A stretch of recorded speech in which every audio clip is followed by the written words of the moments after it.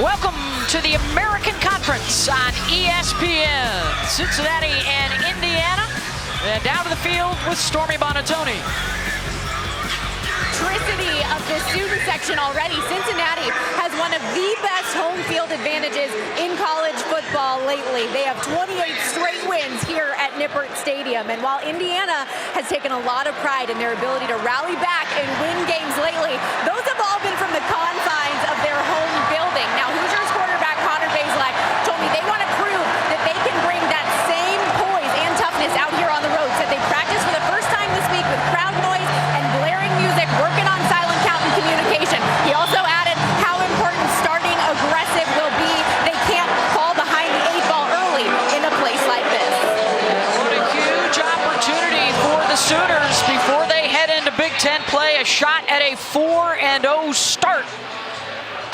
And looking for some vengeance against Cincinnati. You know, head coach Tom Allen has just one regular season non-conference loss on his resume over the last 6 years, and that was last season in Bloomington to the Bearcats. Kick after Cincinnati wins the toss and defers. Indiana will have first crack at it. Transfers will be a big theme today for both of these clubs with new quarterbacks, and it's the transfer from Missouri, Connor Bazelak, a junior back home in Ohio at the Reins. Yeah, this is somebody that Tom Allen talks about as, look, he fits what we want to do. He's mentally tough, physical. He's got everything that you want in a quarterback. That's why you've seen the early success from the Hoosiers. Debuted with a win against Illinois and had the best quarterback debut since Antoine Randall L. was here back in 1998. And he's got him off to the 3-0 start, and they'll sling it on first down out to the edge to Cam Camper, a junior college transfer from Texas, alongside DJ Matthews, the new guy from Florida State in this up-tempo offense. They're the two outside guys. 2 plays, 2 throws, and Bazelak starts out 1 for 2, intended for Anderson Kobe, another transfer from Tennessee, and it's third down. Yeah, this is an area of emphasis for Cincinnati. They knew coming out that Indiana was going to come with the hurry up, so it's handling the tempo early on is the Cincinnati defense. All about assignment and alignment for the Bearcats D.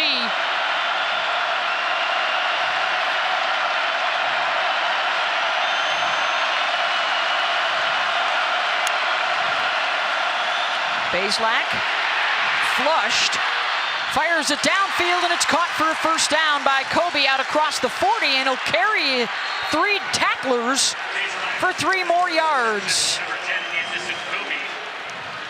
How about Kirk's keys? What are we looking forward to today? Well, that was one of them. You got to have more explosive plays if you're Indiana. That's what the X Games is all about. And Laundry Day, they got to make this game dirty, got to get it muggy. They got to control the line of scrimmage.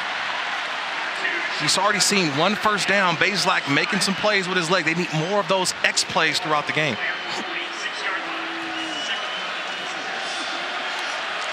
And how about for Cincinnati, some home cooking and heavy pockets, Kirk? When I say heavy pockets by the officials. And there we go. Run it already. We have a penalty on the play. That's what I'm talking about, heavy pockets. Seeing these officials can keep their flags in the pocket. As Cincinnati's flag been average 10-plus penalties per game. Number 5. The penalties decline. The result of the play is the first down. Hoosiers will decline the penalty on Jaquan Shepard, as you see Luke Fickle. Last year's National Coach of the Year. 2 seasons ago, it was Indiana's Tom Allen, the National Coach of the Year. So some hardware on both sidelines coming in. On the delay, and the swarming Bearcat defense is there, led by Dante Corleone as they got to Sean Shivers for a loss of 3. Yeah, the cavalry came, but the guy who got there first was Deshaun Pace, the junior. He comes in free, untouched, and this is one thing about Deshaun Pace. You're going to watch him. Well, you see 2 Paces today. His brother Ivan, number 0, number 20. Both these guys are tone setters on this defense. Real strong linebacking core with Wilson Huber between the Pace brothers. Out into the flat for DJ Matthews. Good open field tackle, and there is Ivan Pace with that relentless effort. Yeah, Beth had to step back for a minute. Number 0 is going to be flying around all day today, already making his presence felt with a big hit. Loss of 4, and it's 3rd down.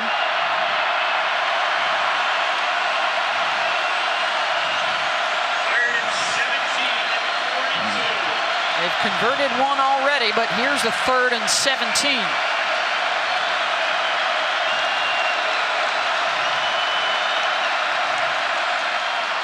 Pace shows blitz and then drops off and right into the arms of Dante Corleone. And the Cincinnati defense will force the punt. That's a win if you're Cincinnati defensively. It didn't start out the way that they wanted to. They had a penalty, but when it came time to buckle up, that's what this defense did. Tackling in space is going to be huge. That stop on 2nd down forced the 3rd and 17, and now you've got a punt early on from Indiana. James Evans will boot it away to Jaden Thompson, who's back around the 10-yard line.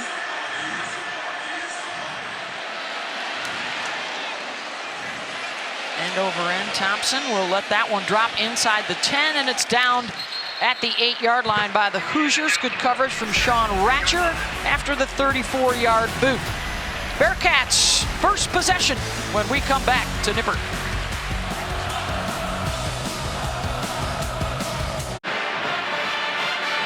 Gino Guidugli's been here a few years, but now calling the plays for the first time in his career for the Cincinnati Hall of Famer and former QB legend here. And the ring of honor, there you see on your monitor, just recently added.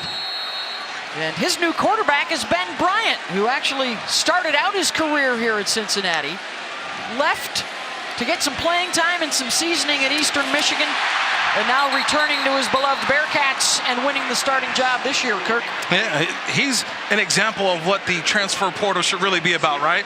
A guy who's at Cincinnati. Look, I'm not going to pass up Desmond Ridder. Desmond Ridder is one of the all-time greats ever at Cincinnati. Goes to Eastern Michigan, betters himself for 1 year, comes back, and now he's the starting quarterback at Cincinnati.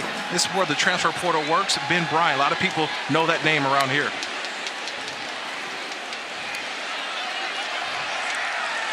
They'll go on the ground here. Charles McClellan, they call him Chuck, the redshirt senior from Homerville, Georgia. And it's quickly 3rd down. About 3rd and 3 for a Bearcat offense, averaging 41 points per game. Very good through the air. They're top 25 at FBS in both categories, and decent converting on 3rd downs as well. Look at that, better than 50%.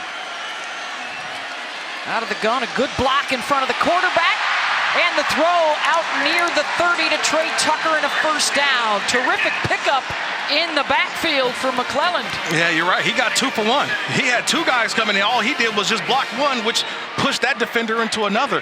And you think about it, you have the great protection up front, and this is where Ben Bryant is at his best. Sets his feet, delivers a nice little strike, and that's what Trey Tucker's going to be around the football a lot. Get the ball in one of the fastest guys in FBS's hands. They have really good speed on the outside. 2 Mackey Watch tight ends and an offensive line with a lot of experience. They'll run it with McClelland out across the 30. Guy who's been through an awful lot in his career, including not 1 but 2 ACL injuries he's had to overcome. Getting a chance to be the everyday guy. Now it's going to tap out right here. Took a pretty good hit as he staggers to the sideline. Yeah, you hope he didn't fall on the football. Yeah, he fell forward, so you hope he fell on the football. Get a little water, get back out there, hopefully. But it's warm out here right now, Beth. Down on the field earlier, a lot warmer than it looks. Corey Kiner, the transfer from LSU, is on. Still not expecting to see Ryan Montgomery much today out of the backfield. Bryant keeps, and he'll get it across the 35, a pickup of 5. And he runs into the leader of this Indiana defense, Cam Jones, the linebacker who is their leading tackler and their competitive spirit. Yeah, this is an old Ninja Turtle reference, but Casey Jones. And no, these are the 2 run linebackers. You mentioned it, Cam Jones, also Aaron Casey, number 44, very active. So you'll see 4 and 44 making plays throughout this Indiana defense throughout this game. We also just saw Chuck McClellan go into the tent, the starting tailback for Cincinnati. Kiner tries the left side for maybe 1.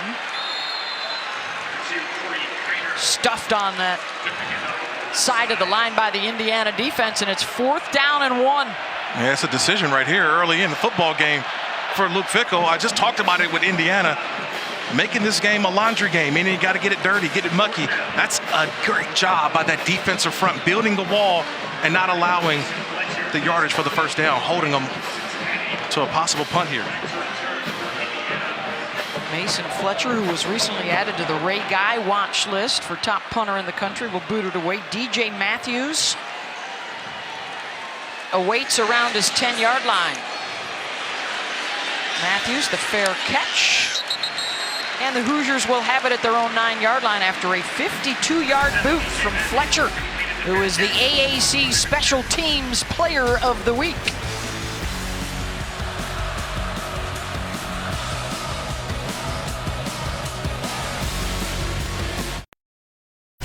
ESPN College Football is presented by Sling, the TV you love for a price you'll love. Oh, what a season it was a year ago.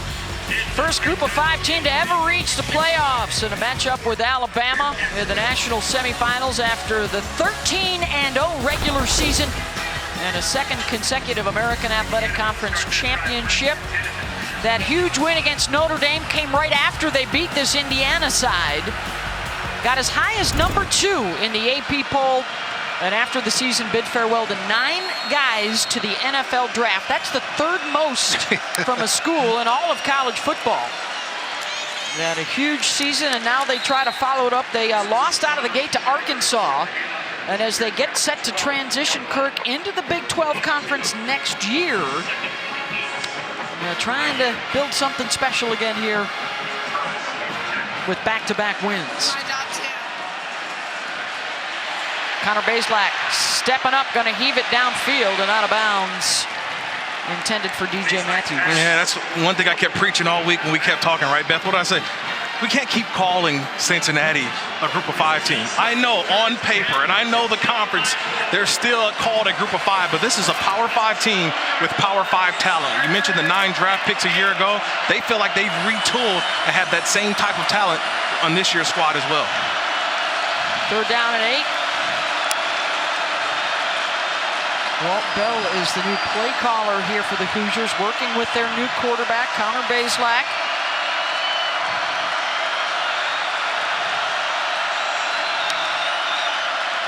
One of the big reasons he won the job was because of his poise. That'll be tested in a hostile environment today, and he throws the early pick. Inside the 10 and weaving his way down to the 5 is Brian Threats, the sophomore out of Dublin, Ohio, who returns it 30 yards.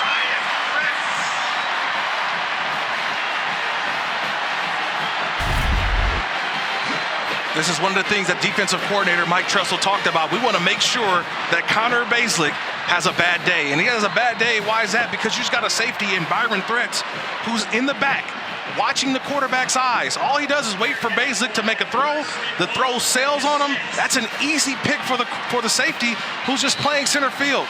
Catches the football and almost returns it for a touchdown. 1st and goal, Bearcats off of the turnover. Again, no Charles McClelland. It's Corey Kiner. Met in the backfield and pushed back a yard. Good work in the middle of that defensive line. And then Cam Jones freed up as the linebacker came in for a nice hit. Yeah, we're going to say that name a lot today. You mentioned it, Beth. Cam Jones, number 4. He is going to be around the football today. But it's the personnel grouping of Cincinnati. They play a lot of 2 tight end sets, so you'll see 3 linebackers on the field. They got 2 tight ends in there right now with Leonard Taylor and Josh Wiley.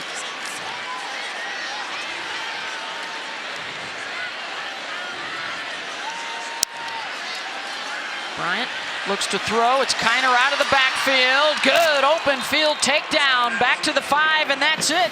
Tywan Mullen, all Big Ten guy a couple of years ago, makes the stop. And it's 3rd and goal. Yeah, you got to be great in space. That's what Tywan Mullen shows you there. That's just one-on-one. He makes that tackle because he's got effort, and he gets to the outside. He doesn't make that tackle. That's a touchdown. So that is a touchdown-saving tackle, but this is where this defense of Indiana stepped up last week. They call this the score zone from the 12 to the 1. Last week only gave up 6 points against Western Kentucky. Good red zone defense, score zone defense. Bryant again looks to throw. And another good open field tackle. Tyler Scott taken down by Devin Matthews, and it's 4th down. Again, the score zone, the 12-yard line to the 1-yard line. Last week, they could have gave up a possible 35 points. They only gave up 6. I want you to watch number 1, Devin Matthews. He's going to come out of nowhere. He just knows there's an alley. Watch him fly to the football, but watch where the head is. He gets both arms around. That's a nice open field tackle. Yeah, you get up and celebrate. That's a big, huge play, a four-point play possibly for that defense. They forced the 24-yard field goal attempt from Ryan Coe, and it is good. 3 points off of the turnover. But Indiana celebrating as if that was a 4-point win for them. They do not give up the touchdown. 3-0 Bearcats.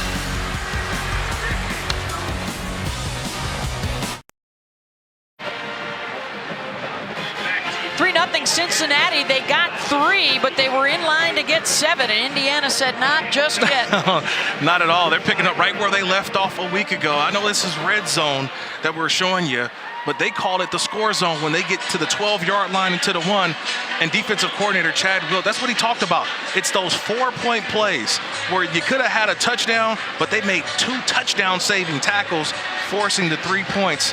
That's an outstanding job and a great start for the Indiana defense. Their numbers overall aren't great, but right. he told us yesterday the most important defensive stat is points. Correct, And yes. so far in an undefeated season, our guys have more than their guys, so that's what we're going to run with. And they made the plays when they had to keep Cincinnati out of the end zone on a first and goal situation from the 5. But now it goes back to Hoosier quarterback Connor Bazelak, who just threw a pick his last time out. Yeah, but that's just the reason why they love Connor Bazelak, because of his temperament. They say he's even keel, meaning that he's a guy that, look, he just made a mistake, threw an interception. They only gave up 3 points. He's right back on the field, and this is where they turn the page. Get the ball out to some of these wide receivers, see if they can get an X play that I talked about a little earlier. Last week, 55 pass attempts. He threw for over 300 yards for the second time.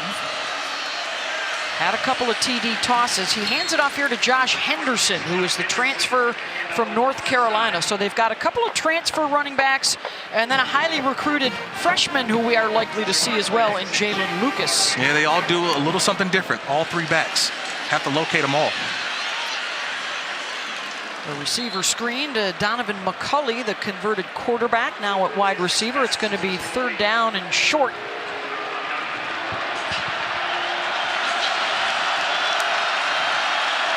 One for 3 so far in their conversions, and a good second effort here by Henderson, and that will move the chains. Ivan Pace. I talked about the backs. Yeah, I talked about the backs. All 3 do something different. Shivers is more of an in-and-out back. You got Jalen Lucas is more of a scat back, but Henderson, he's a 215-pound bruiser for the first down. Dropped by Henderson.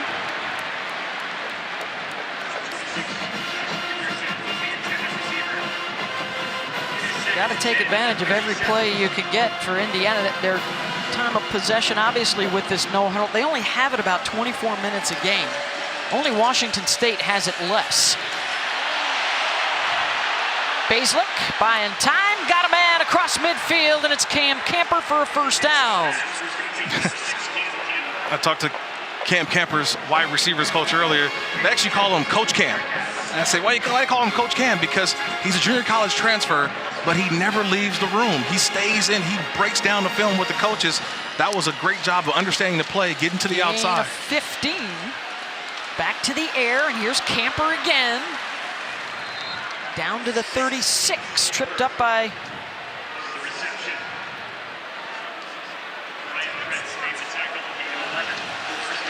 picked up 11 there.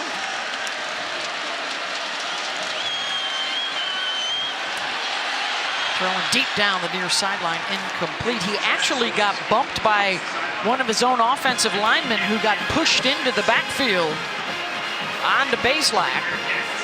Well, right now,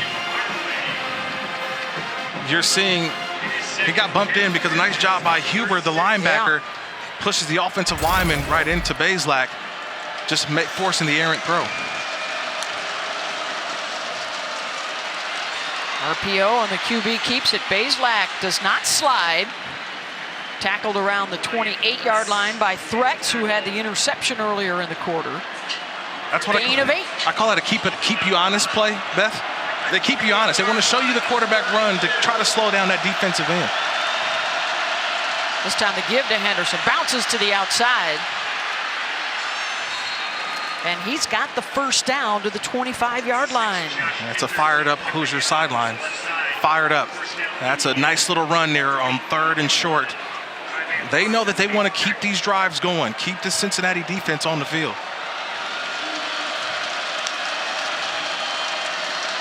Bazelak, pressure coming. Drops it off to Matthews. Down to the 23-yard line.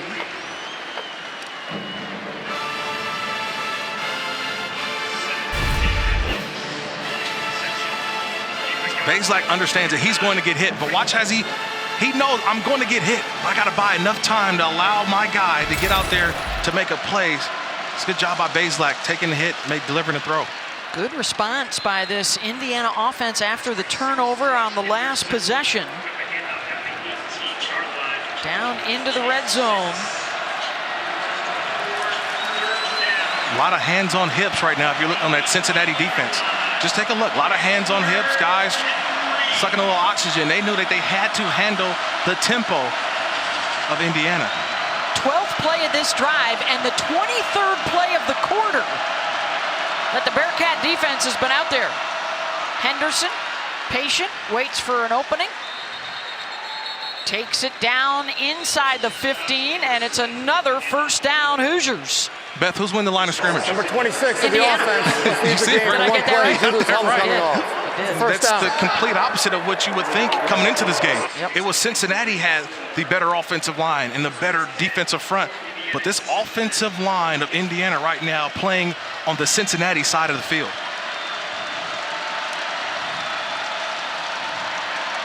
Shivers out of the backfield, caught immediately and taken down at the 16. Ivan Pace has been all over the place on a loss of 2. Mr. No Fear, that's what I wrote down here. Ivan Pace, no fear. He's always around the football and he tackles well in the open space. You have to find a hat, get a hat on number 0.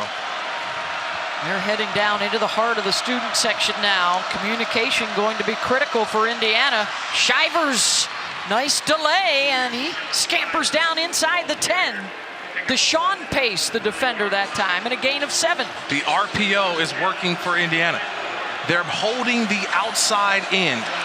So that defensive end has got to wait till that ball's handed off, but they're doing such a great job in delaying it. They're getting able to get enough passage for those big yards. 3rd and 5. The spot was back at the 9-yard line. Bazelak chucks it away, and it's 4th down. This has been an issue for the Hoosier offense. They've scored touchdowns in the red zone less than 50% of the time, and they will settle for the field goal attempt here. Yeah, effort erases mistakes. That was a good hold there by Cincinnati. A nice drive by Indiana, but when it came down to make the play when needed, another 4-point play. So both defenses rising up down here in the red zone. 27-yard attempt for Charles Campbell. Big Ten Special Teams Player of the Week after his 4 field goals, including the game winner last week from 51 yards out, and he is true here from 27. Knotted at 3 apiece, 1:15 to go in the first quarter. Game's all tied up at 3.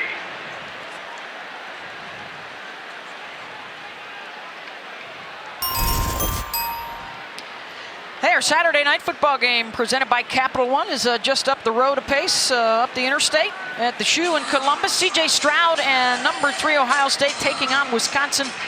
Chris Fowler and Kirk Herbstreit and Holly Rowe will have the call for you at 7:30 Eastern on ABC and your ESPN app. C.J. Stroud, one of my early, I don't even say let's just be real. He's one of everybody's Heisman favorites to start the season. First 3 weeks, you got him, obviously Bryce Young.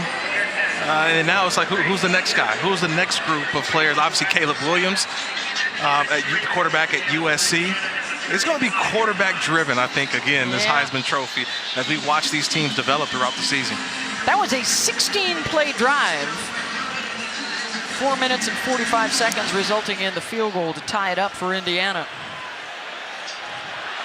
Trey Tucker, who had a kick return for a touchdown in last year's matchup, takes it out to the 25, and down he goes. Let's take a look at the Taco Bell Live My Student section.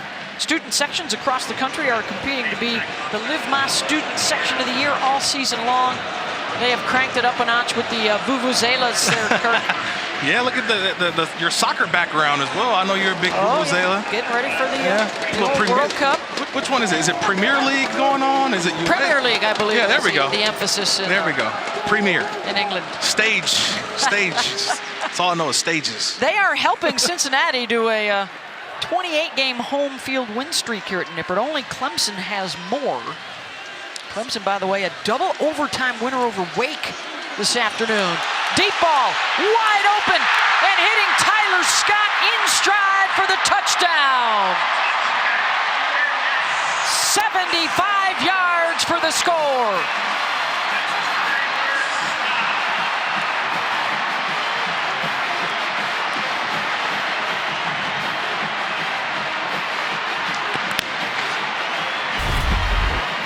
Well, that'll give the home crowd something to cheer about. This is just a breakdown in coverage. Tywan Mullen at the bottom of the screen, number 3, just gets turned around.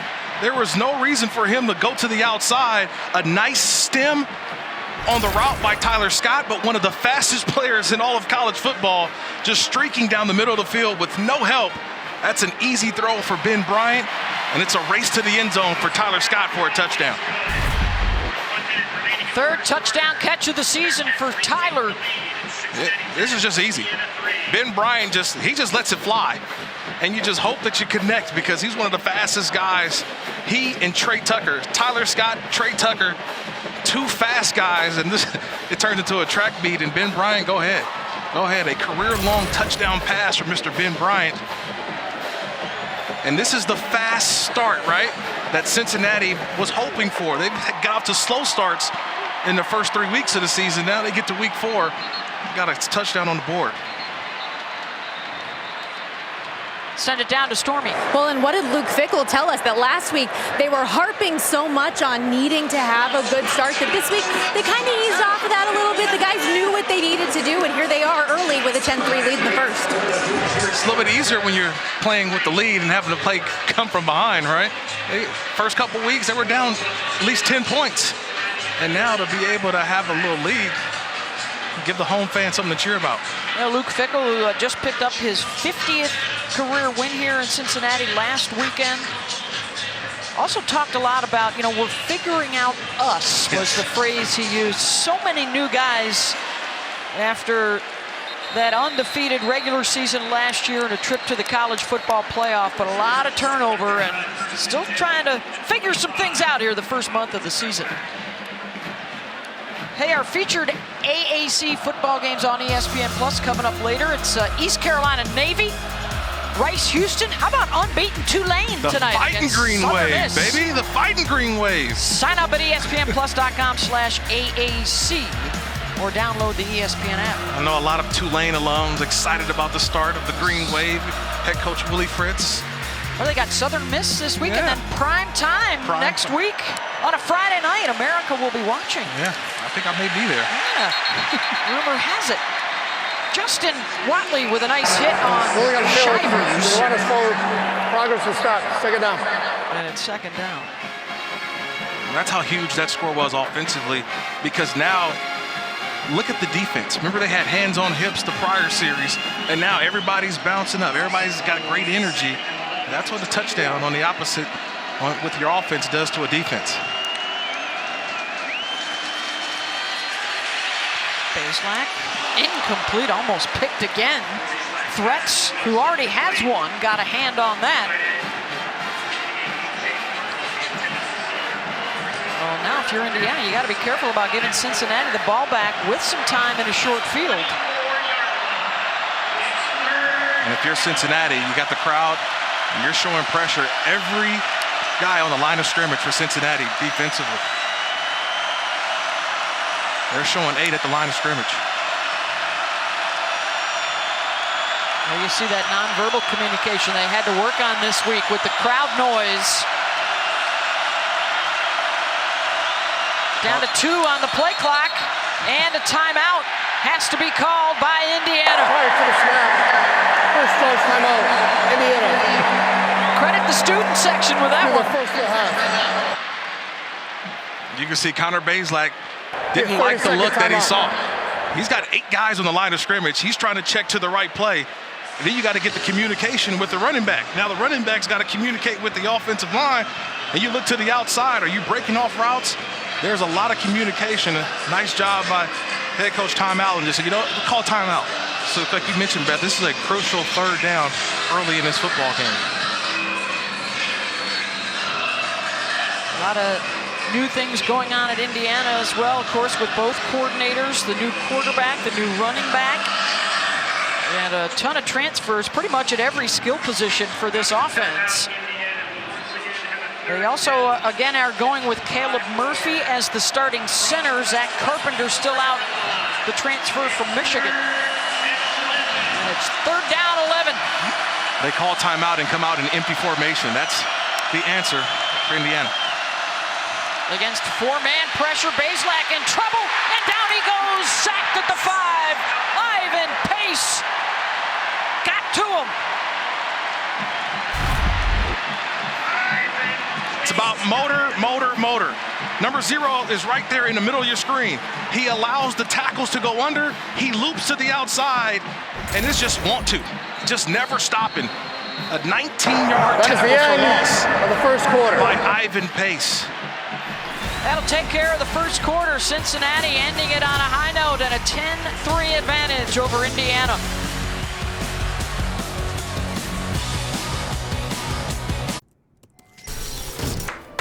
Buying a truck. Quicksilver Cup. It's simple. With no 1.5 purchase, it's you, the heat purchase. Yeah. Is this a parody? In your wallet. Welcome back to ESPN College Football, presented by Sling TV. 10-3 Cincinnati with the lead over Indiana. A 75-yard touchdown pass is the difference right now. Ben Bryant to Tyler Scott. And linebacker Ivan Pace has been making plays all over the field, including on that 3rd down a second ago. The punt out of the end zone. Thompson back to his own 40. And he's taken down around the 47. We've got flags flying after the 53-yard punt and 7-yard return. Let's hear what the penalty is, and then let's talk some Ivan Pace and a timeout taken by Indiana that actually ends up benefiting Illegal block in the Cincinnati. back. Return team, number 6. 10-yard penalty, 1st down, Cincinnati. Yeah, but going back to that last series for Indiana, but Cincinnati on defense, they showed 8 guys at the line of scrimmage right before the play. And what did Indiana do? They called timeout. Well, Ivan Pace wasn't on the field. He was on the sideline. So the timeout actually benefited the Cincinnati defense, as when they came out of the timeout, Pace runs out on the field, and then obviously he makes the big play, the big sack. So sometimes you're calling timeout to get in the right situation if you're on offense like Indiana was, but it was really about the defense getting Ivan Pace back on the field, one of their best defensive player with the big play. 29 plays for the Indiana offense, just 83 total yards. And now it's back to work for the Bearcats, who will run just their 11th play of the first half. And it's a run up the middle with Corey Kiner right into the arms of Cam Jones.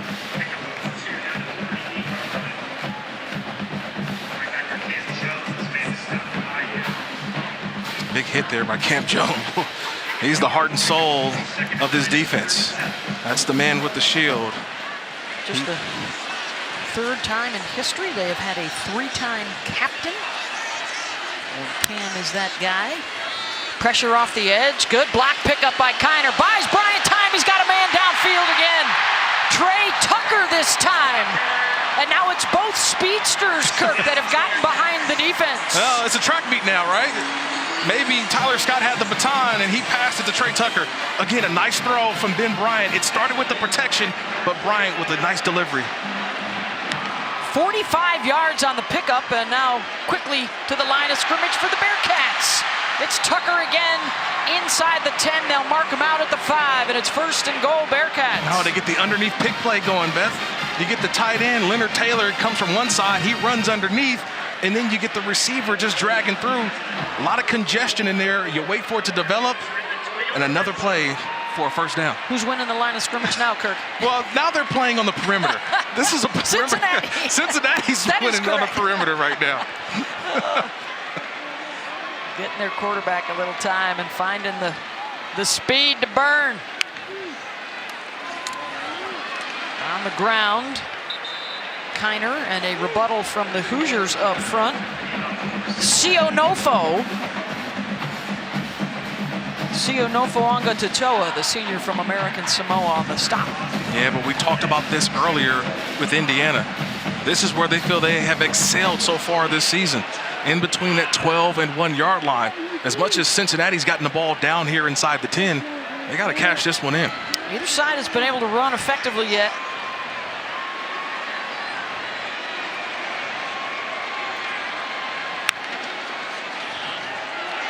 The throw to the back of the end zone, incomplete. Looking for Nick Martiner, who got shoved out the back of the end zone by Bryant Fitzgerald. Playing in his 49th career game, the senior from Indianapolis. Yeah, Martiner's been the guy in the red zone. Last couple weeks, had a score last week in the 2-minute. So everybody's double covering, but this is a third down situation. This is where the tight ends, Josh Wiley, these are the guys that make the big plays down here for Cincinnati. Both are on the Mackey watch list. Both are in the ball game. And both will line up on the right side.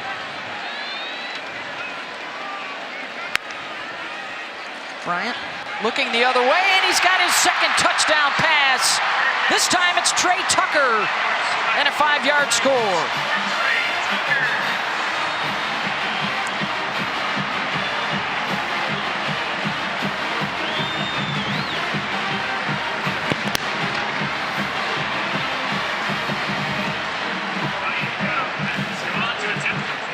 Well, you know what speed does to you, Beth? Speed makes defenders second guess themselves. That time, Jalen Williams, he's the cornerback. He's lined up man-to-man on Trey Tucker, but he respects the speed of Tucker, so he gives him a 5-yard cushion.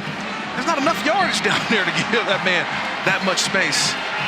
And that's why that touchdown was created, by the space of Trey Tucker. 17-3, Bearcats, and they're doing it through the air. Yeah, they're doing it through the air. Ben Bryant, he started off first, getting it down to Trey Tucker, and said, you know what? You got us down there. Go ahead, finish us off. Trey Tucker, number 1 in the end zone. Touchdown, Bearcats. What you're doing there? Going back to that last touchdown by Cincinnati, I want you to take a look right here at number 23, Jalen Williams. He's the corner. He is supposed to, that communication that he has with the other corner, Tywan Mullen, is that I see the motion. If the receiver comes underneath, I have to go out and grab him, but that communication's not there. When he gets that motion, Jalen Williams should go up and go press Tucker, the wide receiver. He doesn't press. That's too much cushion for the fastest guy on the field. That's an easy throw for Bryant, easy catch for Tucker for a touchdown. The Bearcats have scored on 3 straight drives. And a flag down on the return out to the 20-yard line. Big drive there for Tucker and as well for Ben Bryant. Return, holding, receiving team, number 39. 10-yard penalty, first down, Indiana. Bryant has opened up 7 for 9, 156 yards and 2 touchdown passes, one to each of his speedsters, Tucker and Scott. Well, they still want to be balanced, but it's kind of hard to be balanced when you've got receivers running wide open, Cincinnati.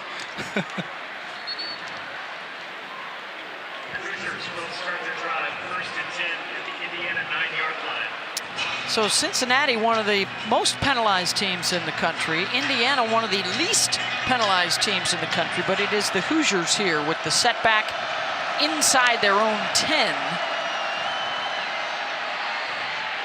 They'll run it, and getting to the edge is Shivers. He'll get a big chunk of that back. And won't go out of bounds until the 30-yard line, a 21-yard run. And a first down as we check in with Kevin Connors. All right, Beth, your AT&T 5G studio update. North Carolina in Chapel Hill. Sam, Drew Pine finds Michael Mayer. Michael Mayer, one of the best tight ends in the country, showing off his hands, showing off his skills. 7-7 game between unranked teams, Beth, over on ABC. Incompletion on the throw, and an injured player down for the Bearcats is Arquan Bush. He had the coverage on Anderson Kobe. This is big for Cincinnati. Bush probably their top defensive back, the senior out of Cleveland. Of course, they had 3 really good ones last year, including the All-American Sauce Gardner and the Thorpe winner Kobe Bryant. Along with Brian Cook back there. And as they tend to, Arquan will take the break. Back in a moment.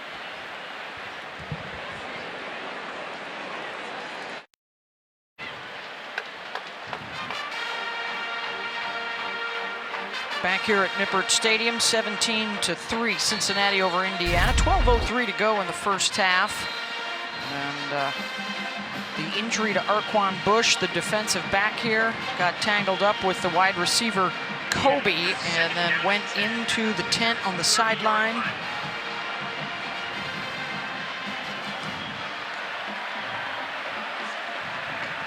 Oh, he went down holding his left knee.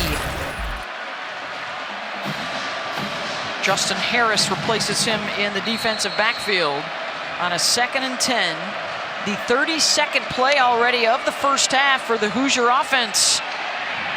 But the run game hadn't been there. Sean Shivers hauled down by Eric Phillips.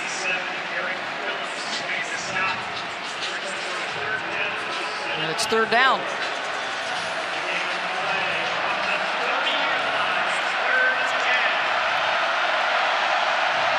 Connor Bazelak deep across the middle and a 1st down out to the 50 to Cam Camper. Gain of 20. And this is what tempo does. The Cincinnati defense wasn't ready. They had guys still communicating. Indiana gets to the football right away. Not only does he snap it, but he knew where he wanted to go with the football right away. Camper just got right behind the linebackers. Good job by Bazelak picking up the 1st down. 10 for 18, 87 yards, and an interception here in the first half for Connor. Incomplete and a miscommunication there. Kobe was running deep, and the throw was short. It's one of the few times that we've seen Indiana, they had the time to throw the football. And then when you have the miscommunication, that's a bad play. That's a mistake. What could have been a positive play. They haven't had the kind of protection that they've wanted. Missed opportunity there.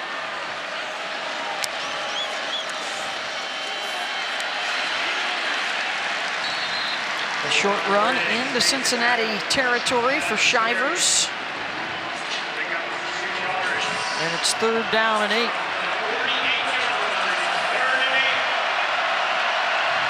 Five for 9 on 3rd downs. Bazelak, heat coming right up the middle. Incomplete. Had to rush the throw with Juwan Briggs, the senior from Cincinnati, coming right at him. Well, it's a little easier when you get away with a hold, too. That offensive line, they were number 1. You got to find where number 0 is, which is Ivan Pace. And he had a nice breakthrough to the quarterback. And you see the guard, watch the center, just have a little hold there on Pace, but nobody saw it. So what happens? You force the quarterback out the pocket. Now you're forcing a punt on 4th down. Arquan Bush has come out of the tent. They're still checking on him. And he is still noticeably limping. Oh, they almost got to that punt. And the fair catch at the 15-yard line, a punt of 33.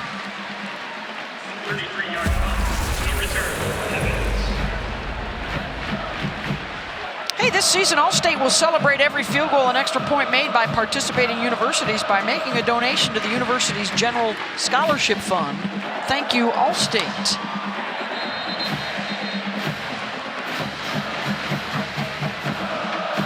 Good news for Cincinnati is number 10, Chuck McClelland, has returned to the ball game. And let's send it down to Stormy.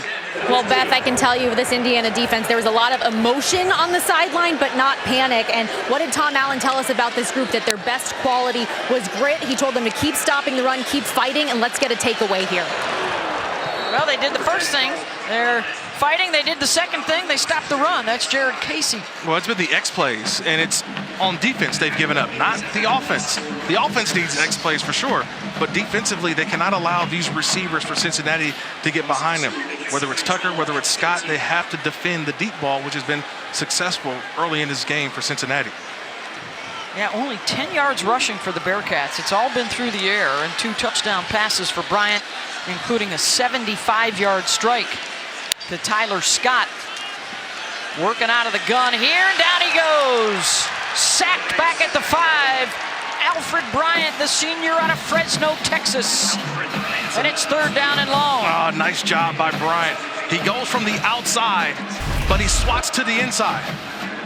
He forces the tackle up the field. Watch the left side of the screen. Forces the tackle up, and then comes with the Swiss swim move. Swiss swim move to the inside for the sack. That's a nice job using your hands there by Alfred Bryant. Now with his heel on the goal line for Ben Bryant. 4-man rush. Bryant incomplete at the 12-yard line, and it's 4th down. He was looking for McClellan. That was well defended by Brylan Lanier, the transfer from Alabama. Well, again, Alfred Bryant made the play. He made the play on the previous with the sack, but this time he was a spy. He showed down as if he was going to come with pressure, and instead of going up the field, he just stayed at the line of scrimmage. He saw that Bryant had an opportunity, and next thing you know, Bryant forces the other Bryant with the errant throw.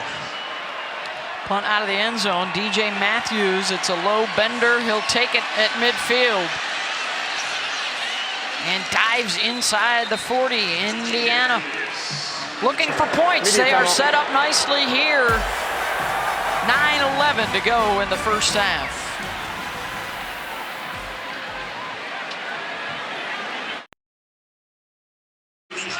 Back here in Cincinnati, Bearcats up 17-3 over the Indiana Hoosiers.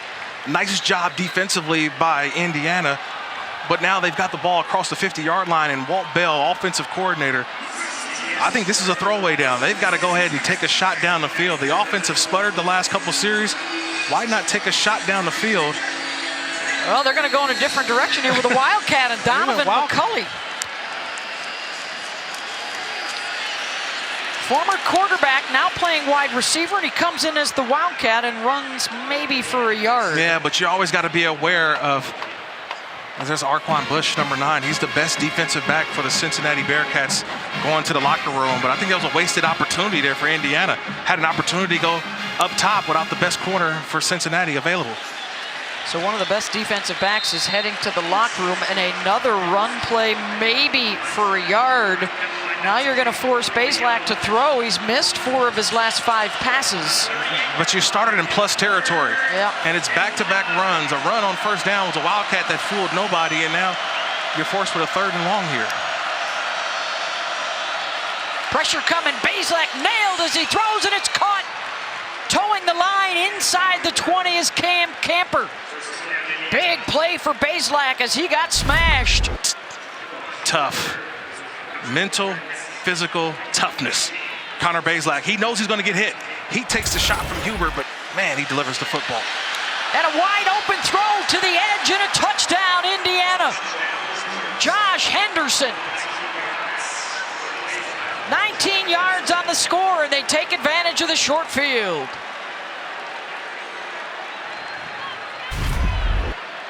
Well, they also took advantage because I couldn't even take a breath. They had the big play. Bazelak over to the outside. He picks up on that first down throw. They hurry up, rush to the line. Cincinnati, they did not handle the tempo. This is what they talked about all week long, handling the tempo. Josh Henderson's wide open over there. No one covers him.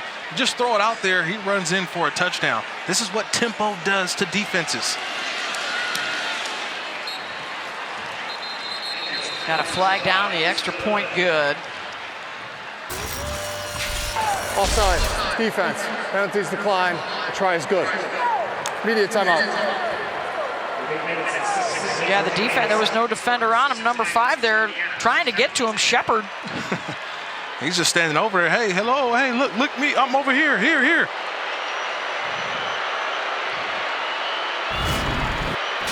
Indiana turns it into a one-score game, 17-10, 8:06 to go here in the first half.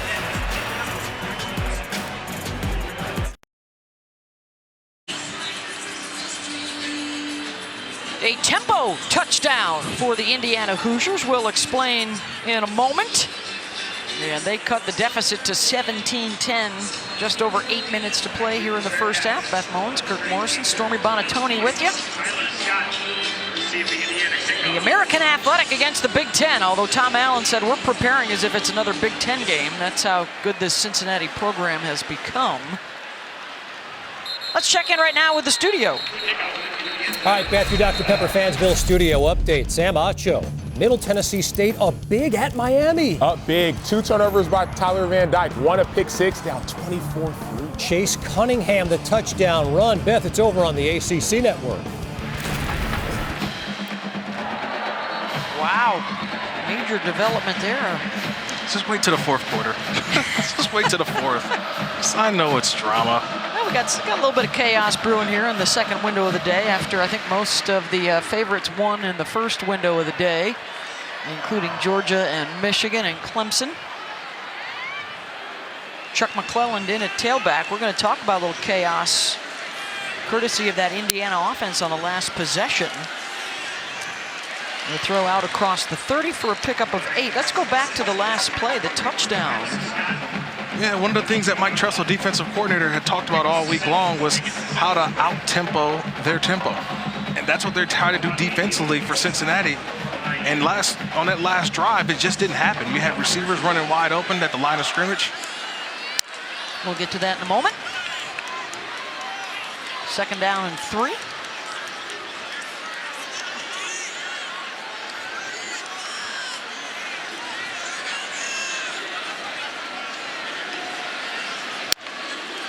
Tucker is the motion man. The flip is to him, and Trey's got the first down out across the 40 to the 43-yard line. And a gain of 11. Here we go. Yeah, we talked about that last series. Just watch the chaos. I want you to see Josh Henderson. He's the running back up top. This was right after a big completion for a first down.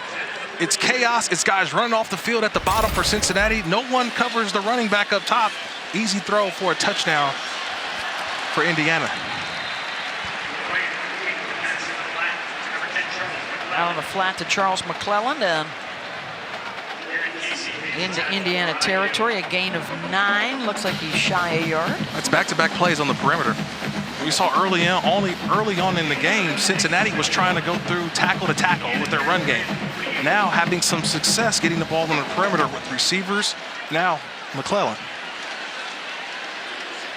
Hoosiers get some fresh legs out there. They've run twice as many plays today as Cincinnati. Another good open field tackle, but the catch is made by Tyler Scott. That was Jalen Williams who got underneath him. Gain of 5 and a first down. Had to climb the ladder there, Mr. Scott. He's 5'11", but showing off the, we saw the Bearcats hoop team a little bit ago, showing off the hops there. Tyler Scott getting up to go grab one. 10 catches now for Scott and Tucker. 188 yards for Ben Bryant, who's 11 of 14 so far in the first half. They've only rushed for 2 yards today.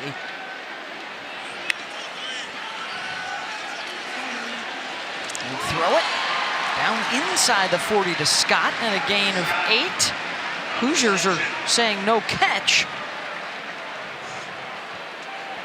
Nice little hand fighting there all the way through the end. Tywan Mullen fighting all the way to the end. Nice route on the outside, stick the foot down, ball delivered. Fighting all the way down to the end. Does he have full control? I think the officials want to take a look, but The ruling on the field is a completed catch. The previous play is under further review. That does not look like he completes it. yeah, it looked like he may have controlled it all the way through, but did he survive the ground? That's another thing. So as I look at it, one thing I'm always going to look at, does he have firm control of the football with the hand or arm throughout the process? Yeah, the ball's going to come out here when he hits the turf. He's got firm control, it looks like, but when he hits the ground, what does the football do? Would they call it a fumble? Well, I know the ground won't be able to, because the ground calls that incomplete if it's an incompletion or a fumble. But will they confirm? I'm going to say he's got firm control of the football. But when he hits the ground, it moves. I think the defensive side of me, I think I'm going to go incomplete pass on this one. Yeah, because that ball comes, it rolls right away from him. The whole entire process, he's catching the ball, but that's a tough one.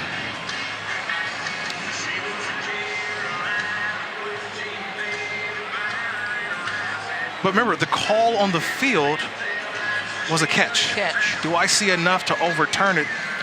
I think I'm going to stick with the call on the field. His knee is down. On the field. After further review, excuse me. Because the ruling is confirmed. Second down. The more I looked at it, I remember the call on the field was a catch. I didn't see anything in those replays that would take me away from what the call on the field was. So a good job by the replay booth of confirming that.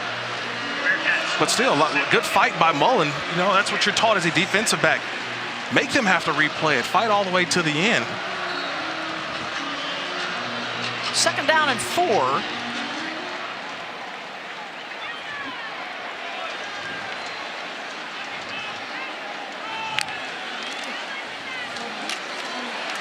We'll run it with Kiner. Good stick by Bradley Jennings, the transfer from Miami. Looks like he's going to be a yard short. Third down and 1.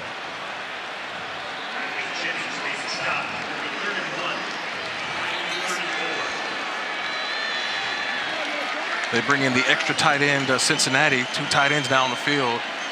We haven't talked a lot of Cam Jones. We mentioned his name earlier in the game, but number 4, the linebacker for Indiana. This is where he tends to make a lot of plays. Both tight ends to the right side. Bryant throwing deep downfield, looking for the end zone. And it is caught for a touchdown. Tyler Scott, 34 yards. His second of the day.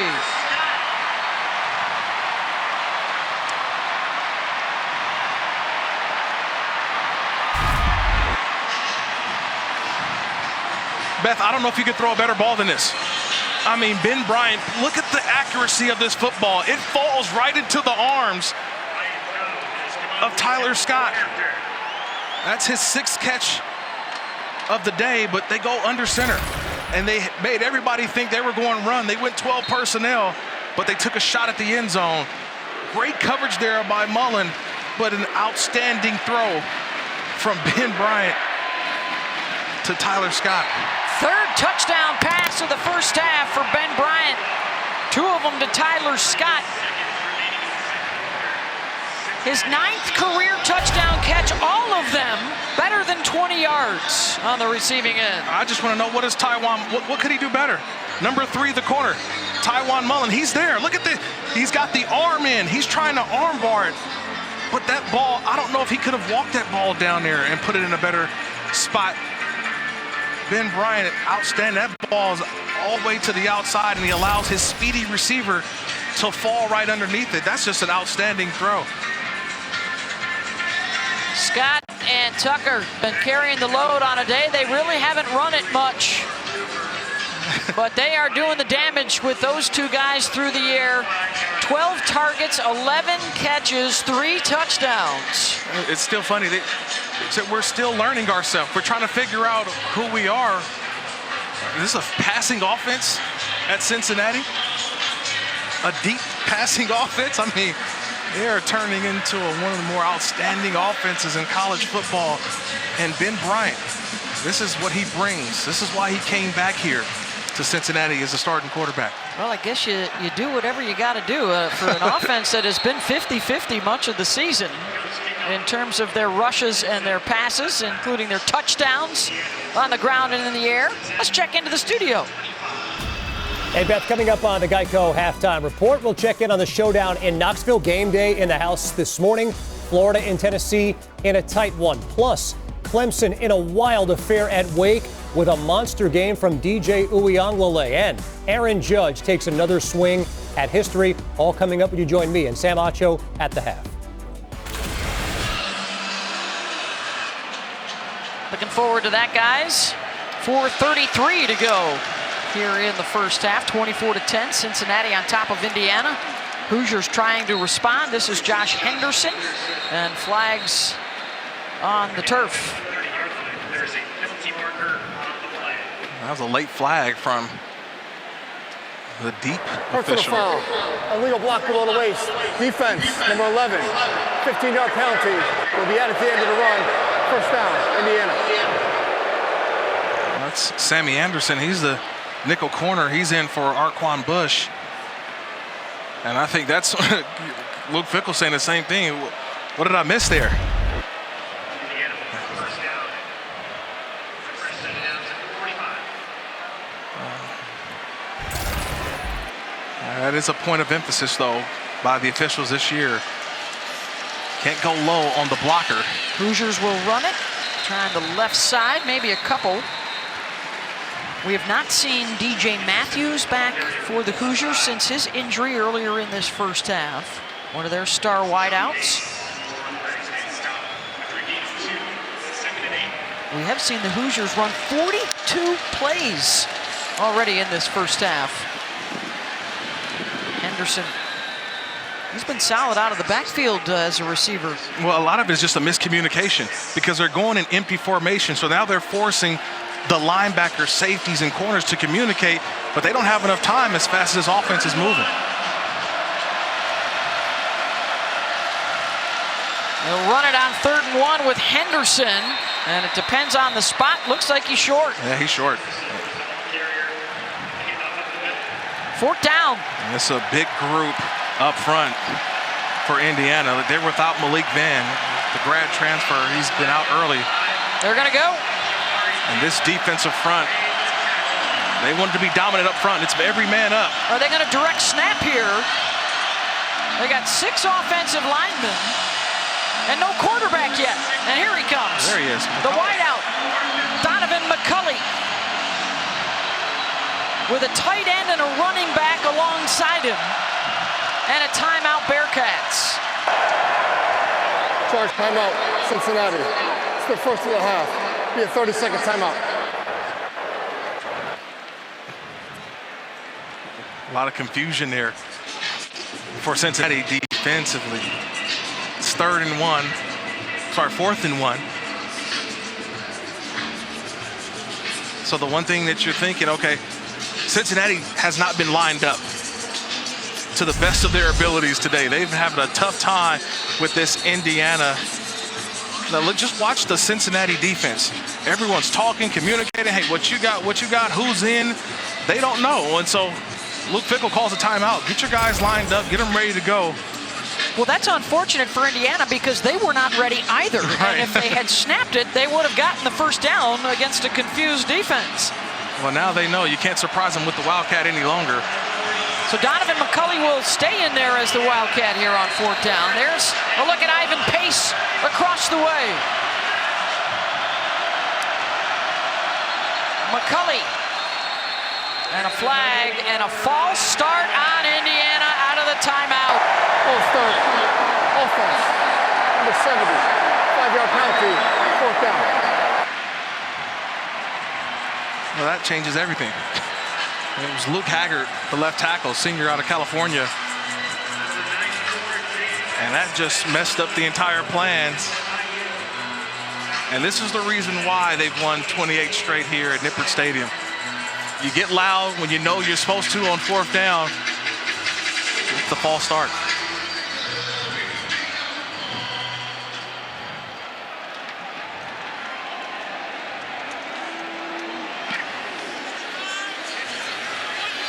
Boot is into the end zone for the touchback. Hey, let's take a look at who's making the connection. Brought to you by Cintas.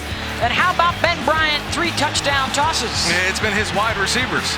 The strength of this team for Cincinnati offensively, I thought was the tight ends. But it's been the Tucker and Scott show all game long. It's been the deep throws, the underneath throws. The perfect throws. Yeah, this has been NFL-type throws from Ben Bryant, but it's been the receivers that you mentioned, Beth. They've been having a field day. I think they knew they were going to have those opportunities, and they were exploiting them. They want to be balanced, but if the defense gives you these opportunities, you got to take them if you're Cincinnati. You know, we talked to Luke Fickell yesterday about maintaining a relationship in this new day of the transfer portal and guys that can kind of come and go at will. Ben Bryant was here for 3 years as the backup to Desmond Ridder, pushing Des every step of the way. And then both the coaches and Ben said, you know what, I need to go somewhere else and play. Yeah. And he won the job at Eastern Michigan, threw for over 3,000 yards.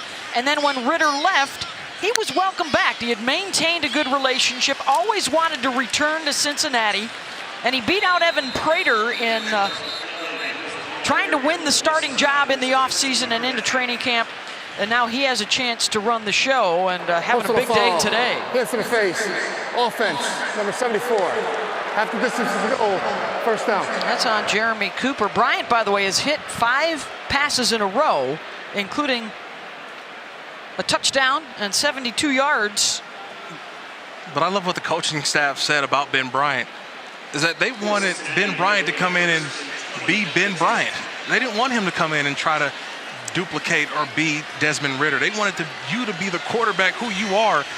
And what we've seen so far today is what they envision for this new look offense, I could say, for the Bearcats. They lost to the NFL. Starting quarterback, tailback, wide receiver.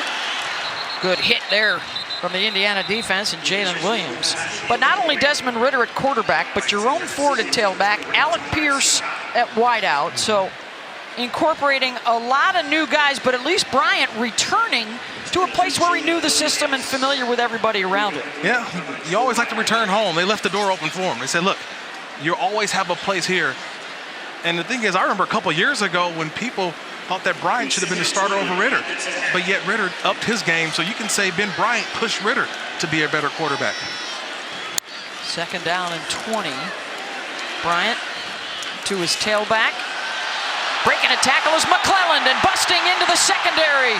Hauled out of bounds around the 35-yard line and a first down. 26 yards, Bryant to McClelland. Yeah, Mr. Perseverance, right? 2 ACLs and having his full opportunity. He's healthy, but he's been catching the football better, and they're giving him more of these opportunities to get the ball out there on the perimeter. Bryant connects with his tight end Josh Wiley for more on Ben. Here's Stormy.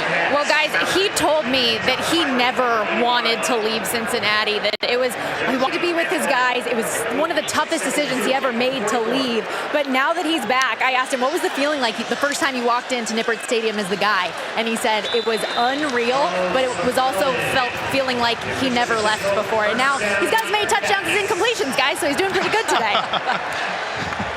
Well, he's one of us. I think that's what people in Cincinnati are saying. He's one of our guys. We know him.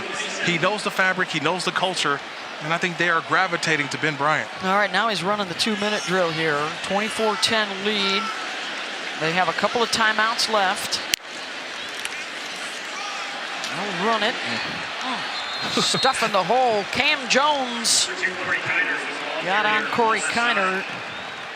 I think we both were in sync on that one. It was a lot of daylight and then oomph.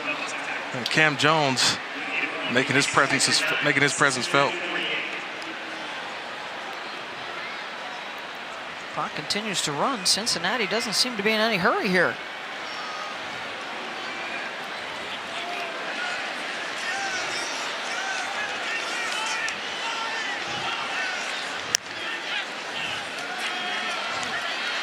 Bryant with time delivers down inside the 40 to Leonard Taylor. So he's hit both tight ends on this drive. A gain of 19. Yeah, they hit Leonard Taylor, 6'5", 255. I call him the inline tight end, and Wiley, the other tight, is the move guy. But Leonard's got some move. He's got some wiggle. These are 2 NFL tight ends here at Cincinnati. This time Taylor making the catch. Bryant looking left the whole way. Too much room for Scott. Makes a man miss the cutback at the 10-5. Touchdown Bearcats. And it's number 4 for Ben Bryant, number 3 for Tyler Scott.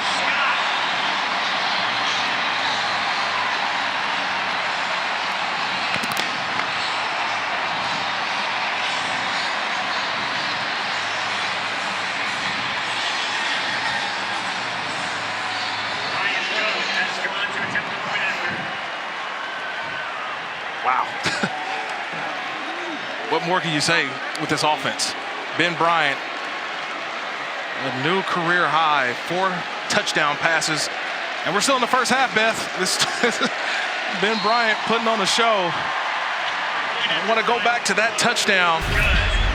One of the hardest things in football, college, high school, Pop Warner, doesn't matter. Making plays in the open field. I want you to watch number 19, Josh Sanguinetti. He's got to make the play. Brian Lanier, they got to make plays. It's safeties, it's corners. When you have the opportunity in the open field, Brian Lanier, he's there to make the play. But just an outstanding effort by Tyler Scott. Makes 2 guys miss, runs into the end zone. You don't think Ben Bryant's happy? Second 100-yard receiving day of the season for Scott. Trey Tucker with a touchdown catch. Ben Bryant 4 times through the air on a day when they really haven't run it well. He said, all right, we'll take what they give us. And the giving's been good through the air for the Bearcats offense. 314 yards passing already for Bryant with the 4 touchdowns.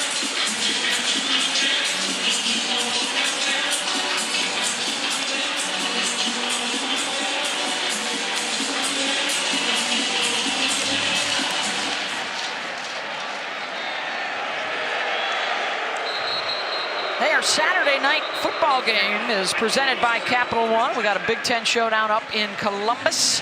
C.J. Stroud and the 3rd-ranked Buckeyes will be hosting Wisconsin.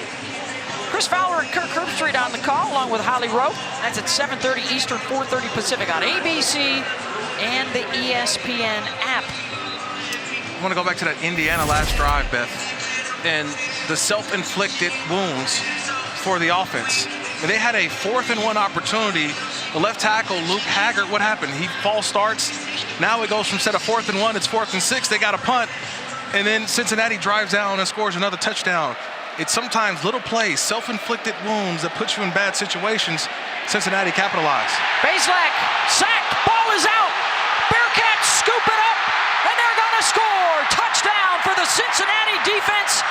Dominique Perry takes it in. Going out of the field, it's a fumble by the defense for a touchdown.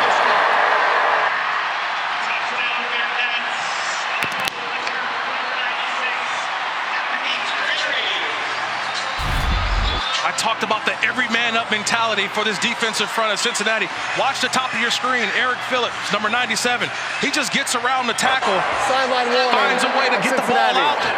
And then the sophomore, Dominic Perry, picks it up and rumbles into the end zone for a touchdown. Team defense for the Bearcats. That ball is out. 96, Perry picks it up. And it's a Bearcat party in the end zone, banging the drum for another Bearcat score. 14 yards for Dominique Perry after Eric Phillips knocked it out. I never saw the arm go forward. And I think possibly you got to think, was this a fumble or not by Connor Bazelak? They'll review the score here. 22 seconds to go in the half.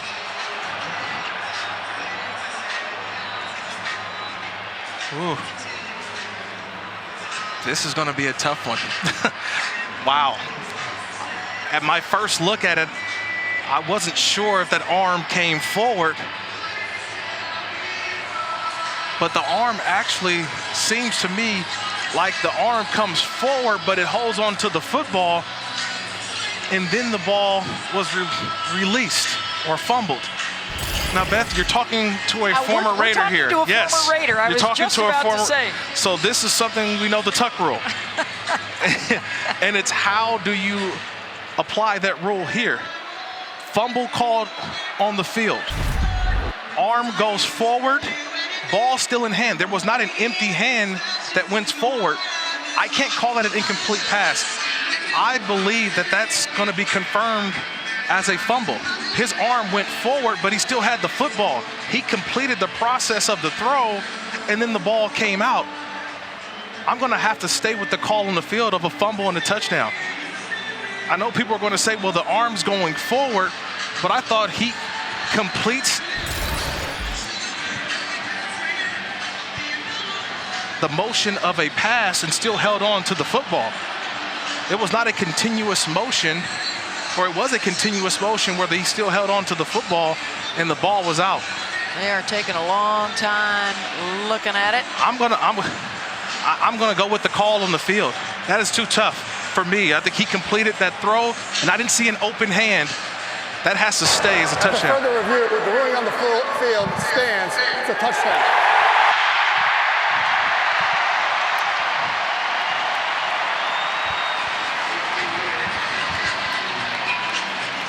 Somewhere Charles Woodson is nodding his head. Yeah. In confirmation of Kirk's analysis. I've seen that too many times now. I know the rule like the back of my back of my hand. I'm serious.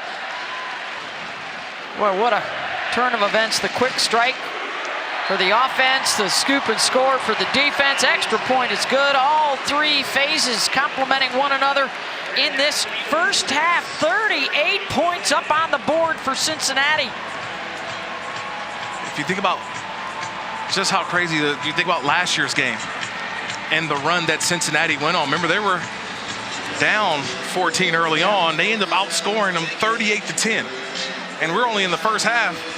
Cincinnati's got 38 right now. So just talk about getting off to a good start all week long. They said, you know what, we're not going to tell the players to start off to a good start. Just let them go out there and play. And Cincinnati, they're having a ball.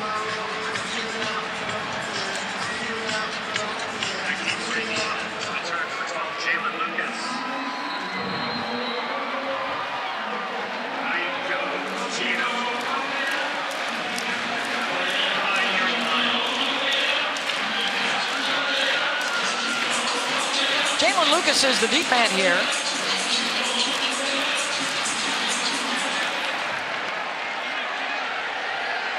And he'll give it a go from the 6. Hammered at the 15.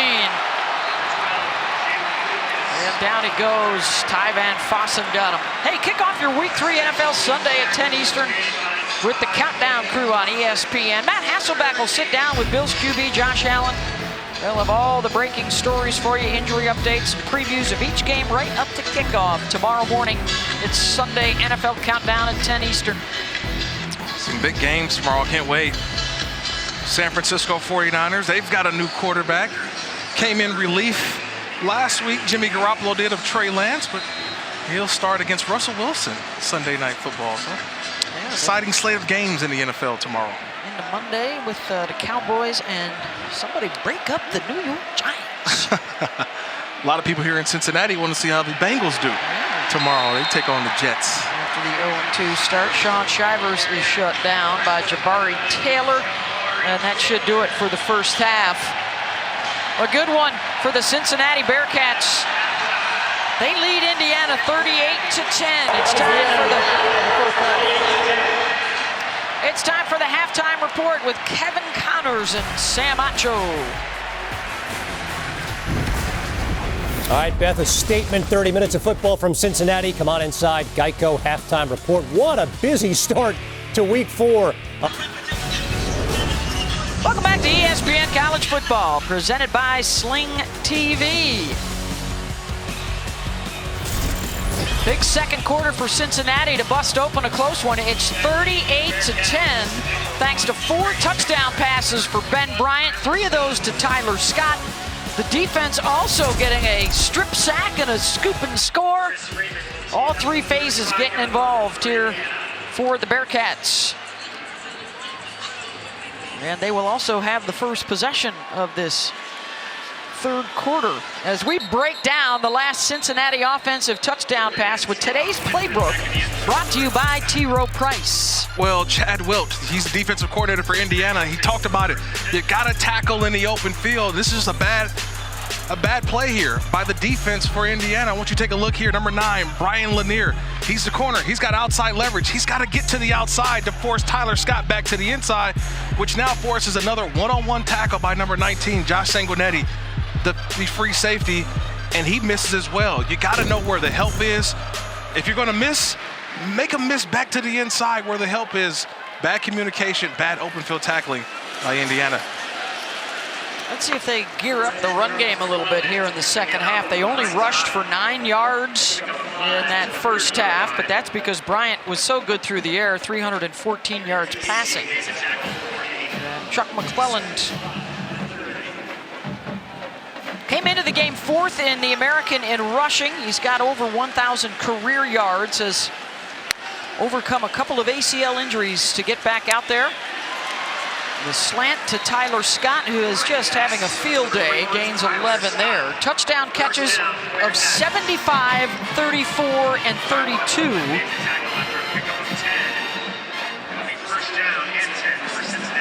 Big play Ben Bryant here this afternoon.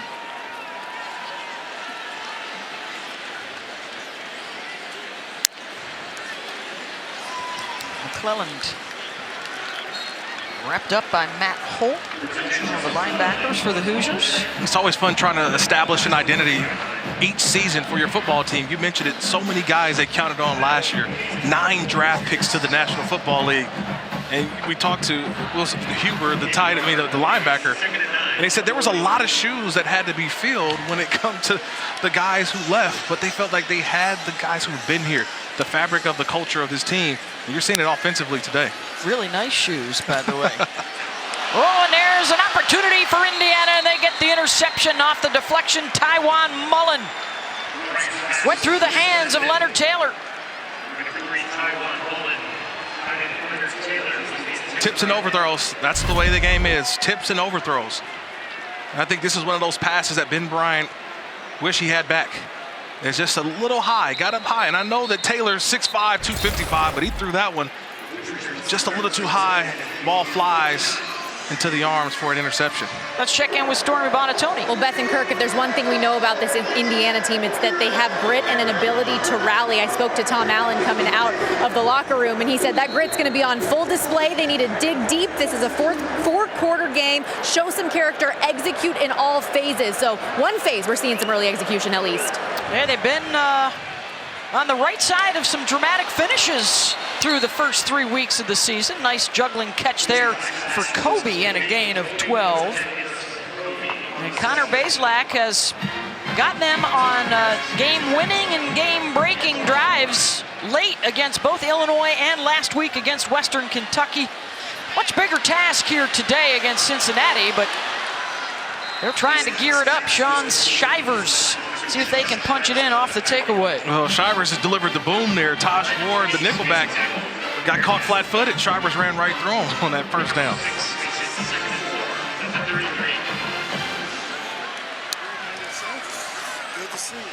Shivers again. Ivan Pace with the tackle. And I would think now you're in 4-down territory, Beth. You're 28 points down. I think this is 2 opportunities here on 3rd and 4 if needed. Slant, the catch, and a first down to the 20. Anderson Kobe, the junior from Fort Lauderdale, picks up 11. I expected more of this with Arquan Bush in the locker room, the outstanding corner for Cincinnati not being out there. I would think that they would go out and try to exploit the corners. Yeah, Bush out with an injury. DJ Matthews, the receiver for Indiana, also out with an injury. And it's Shivers with the catch down inside the 15. Some chunk plays here for the Hoosiers and a gain of 9. I like the progression throw. He went through all his progressions all the way back to the check down. That's a nice job of Bazelak seeing the field. Empty set on 2nd and 1. Bazelak to the back corner of the end zone, and high pointing it is Cam Camper, cannot hold it, incomplete. Justin Harris, who is Bush's replacement, had the coverage. No, he had the right idea. He threw it where he needed to, but Cam Camper just couldn't haul it in. You see, he put that football where Camper can go up. He got away with a little push off, but he extended, just couldn't corral that football and survive the ground. 3rd down, they'll stick a tight end in the backfield here for Shivers to follow. And he's got the first down. Good block by A.J. Barner, number 88. Freed him up, first and goal. Yeah, we're seeing the game the same way, Beth. A.J. Barner, 88, the tight end. He curls around, a nice little pull, a nice little weight by Shivers to allow the block to develop. I'll try the same thing again. And this time, Cincinnati there to stuff it. If it works once, do it again. Force Cincinnati to have to stop that play. Now, you like this opening drive here for Indiana. Batted down, incomplete. That was Eric Phillips making another big play on the edge. The replacement today for the injured Malik Van.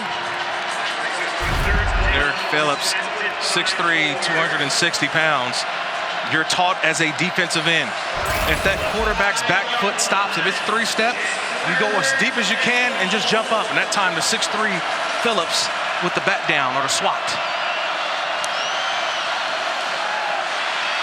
Pressure off the edge. Bazelak rolls out, incomplete, and a flag. Gonna have a hold on the defense. Cam Camper and Justin Harris.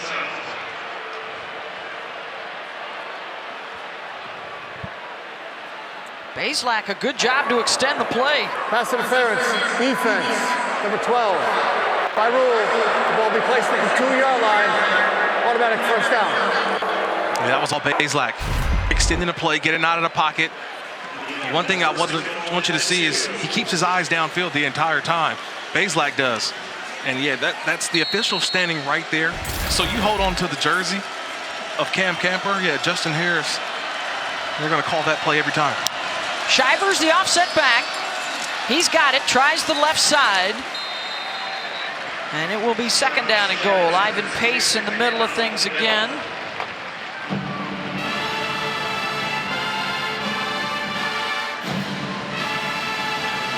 See if they try it again, that middle, the teeth of that defense of Cincinnati. Or do they get out to the perimeter? Two tight ends over there on the right side, Kirk. A play action that way. The boot wide open out of the backfield is Sean Shivers, touchdown.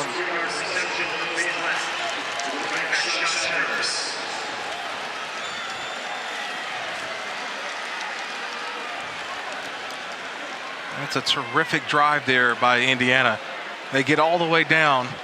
Some outstanding throws from Bazelak, and then you had so much success of running the ball in between the tackles that Cincinnati's defense is all boxed in, and then you go with the sprint pass right. Bazelak, a couple of touchdowns to his running backs through the air. 11 plays, 51 yards in just over 3 minutes as they cash in the interception and put 7 up. You get all the defenders boxed inside there by that goal line. Oh, sprint pass right. Shivers for 6.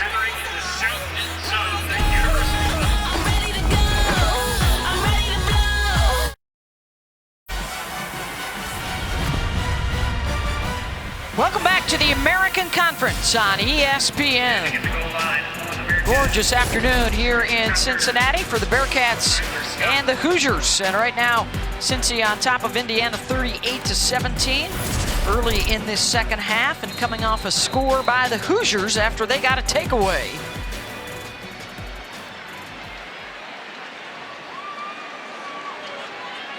See if their defense can hang on to that momentum for them.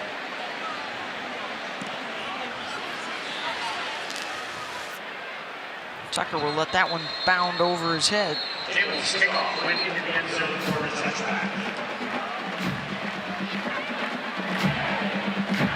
Let's revisit your keys to the game, Kirk. Well, it's been about the X Games for Indiana, but they needed the explosive plays on offense. They've given them up on defense.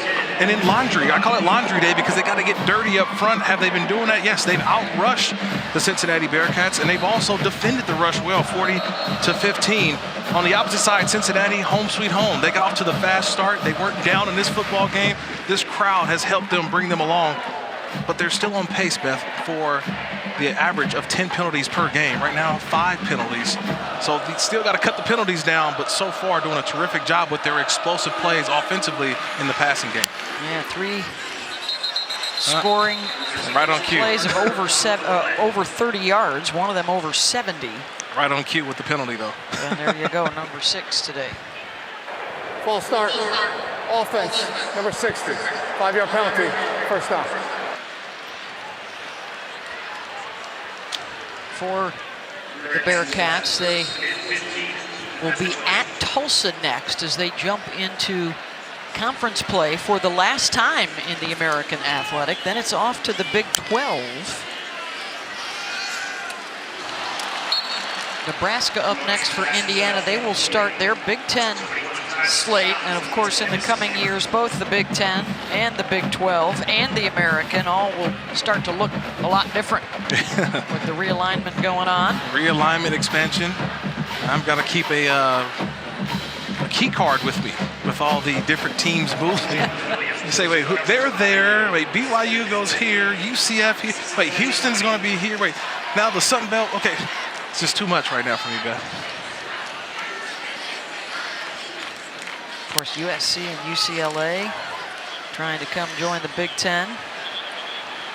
Big 12 will lose Oklahoma and Texas to the SEC, and Cincinnati and 3 others hooking up with the Big 12. Yeah, but these last 3 throws from Ben Bryant, remember the interception was a high ball, then an errant throw here to Scott behind him, and now that ball sailed on him.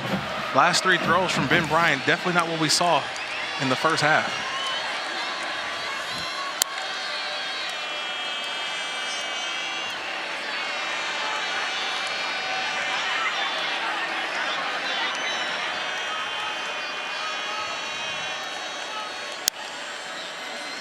Third down and 15, deep across the middle, incomplete. He was looking for Josh Wiley. Coverage was there every step of the way from Bryant Fitzgerald, and it's a quick 3 and out. Yeah, way to run I call it the middle paint. That's in between the hash marks. You got to defend that part of the field. Whether it's a safety or a linebacker, Bryant Fitzgerald, he stayed in phase, and yeah, you get excited when you make a play like that.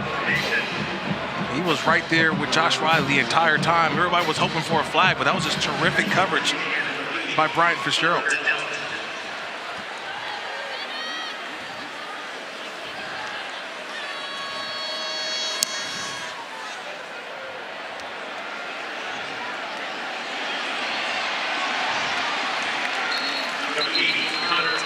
Connor Delp returns it 6 yards after the 44-yard kick.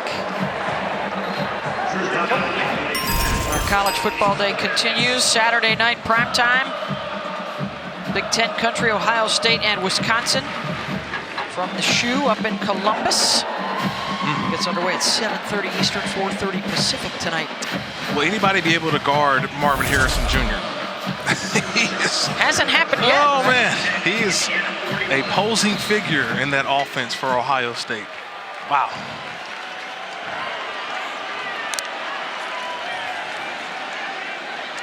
Baislick to the outside, Cam Camper. Gain of 4, and flags late. Yeah, they're going to get Donovan McCulley. He's the second guy who reacted, but he threw a punch, and the official standing right there. A little hand fighting there with J.Q. Hardaway, the true freshman. Personal foul, unnecessary roughness, offense number 1. 15-yard penalty, your second down. A little talking after the play between number 6, J.Q. Hardaway, and McCauley, and they catch McCauley with the, Tom Allen said that's not what we do here. Yeah, that's warranted there by Coach Tom Allen. Right here at the 50-yard line, just watch, plays over. You get both guys together, but watch the reaction there by number 1. Right there in the official. They always get the second guy, Beth. They always get the second guy. I don't know why. You should get the first guy, too. Bazelak. Incomplete, and a flag in the area of holding. Parker Hanna.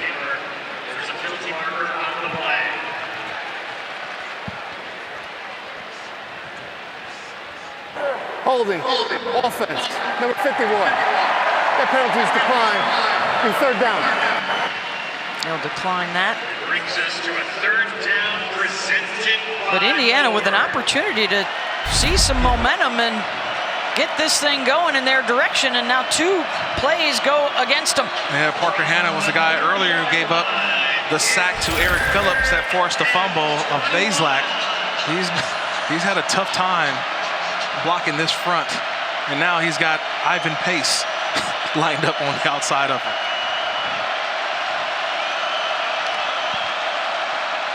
Bazelak will get rid of it quickly and allow Holt Bennett to try and make a play, and he'll get out to the 35 and get 5 yards back, and that's it. Well, they don't have a ton of penalties, Indiana does, but there have been some crucial penalties, right? That 15-yarder, unsportsmanlike, really killed the drive for Indiana. And then we talked about the false start penalty that they had in the last 2 minutes of the second quarter that really gave up 14 points for Cincinnati, a false start. So it's been crucial penalties that have stopped drives for Indiana. James Evans on to punt. Bearcats will steer clear of this, and it will trickle out of bounds just inside the 20 and a punt of 45 yards. Cincinnati, the offense hadn't looked sharp the last couple of possessions. They'll try again. 8:44 to go in the third.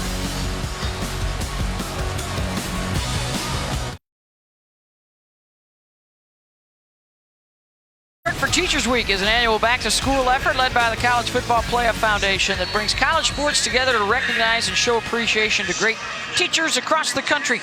To support Extra Yard for Teachers Recognition and Resources initiatives, follow CFP Extra Yard or scan the QR code for more as we check in with Wilson Huber to celebrate this Extra Yard for Teachers Week. My mom was a teacher for her whole life, and she gave it up, for a couple of years when me and my sister were born. But she ended up going back to work, and I saw how important it was for her and what she did.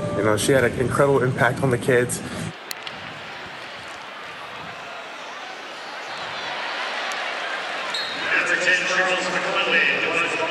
Well, thank you very much, Wilson. Bearcats offense is back out there, 8:30 and counting here in the third. Just 21 yards rushing for the Bearcats. It's all been through the air. Defense has also scored a touchdown. Bryant in the second half, just 1 for 5 for 10 yards and a pick. So this has not been the same group coming out of the locker room as was in the first half. Bryant under duress. And incomplete looking for Leonard Taylor. Yeah, he took a shot over there. He's holding that right arm a little bit, holding on to the football. This is where we said he's not Desmond Ridder. Ridder would have took off last year. And Ben Bryant kind of stays in there a little bit longer, tries to make something happen. Know when the down is over. Throw it away, get to the next down. 3rd down and 4.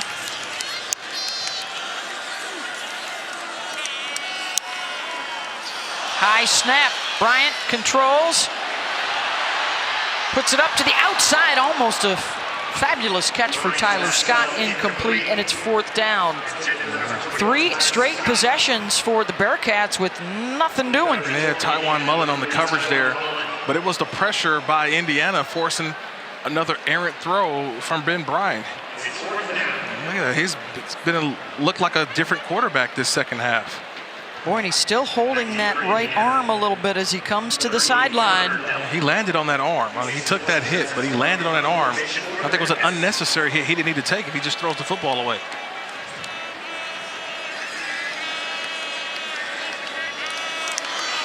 They'll have to punt it away. Connor Delp.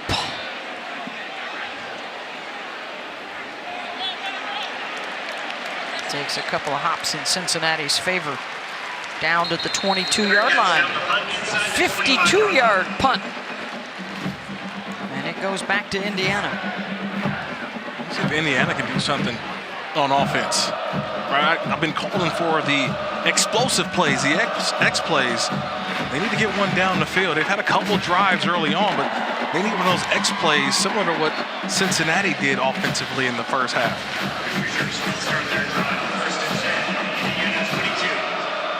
They've had a couple of plays of over 20 yards. The touchdown catch for Josh Henderson of 19. They'll try and pound some ground with Henderson. Picks up 3 out to the 25. But Cincinnati's best corner is not out there, Arquon Bush. And they just haven't attacked the outside, the backup cornerback.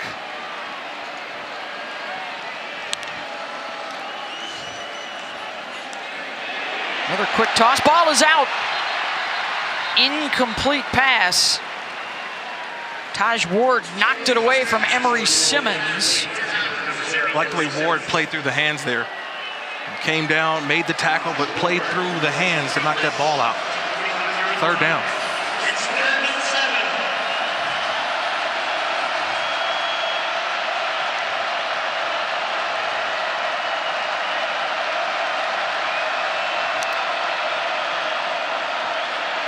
Bazelak, incomplete. And to no one in particular. I think he was trying to hold that ball. Looks like he wanted to go somewhere, but he got a bad read. I don't know if it was the tight end. I think Barner was the intended receiver, and I think he changed his mind mid-throw, and the ball squirted straight to the ground.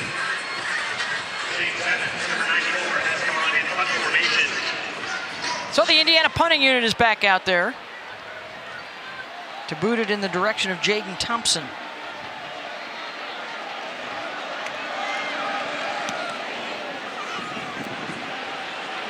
Thompson backpedals and the fair catch at the 22. 54 yards on the punt. Under 7 to go here in the 3rd. 38-17 Bearcats.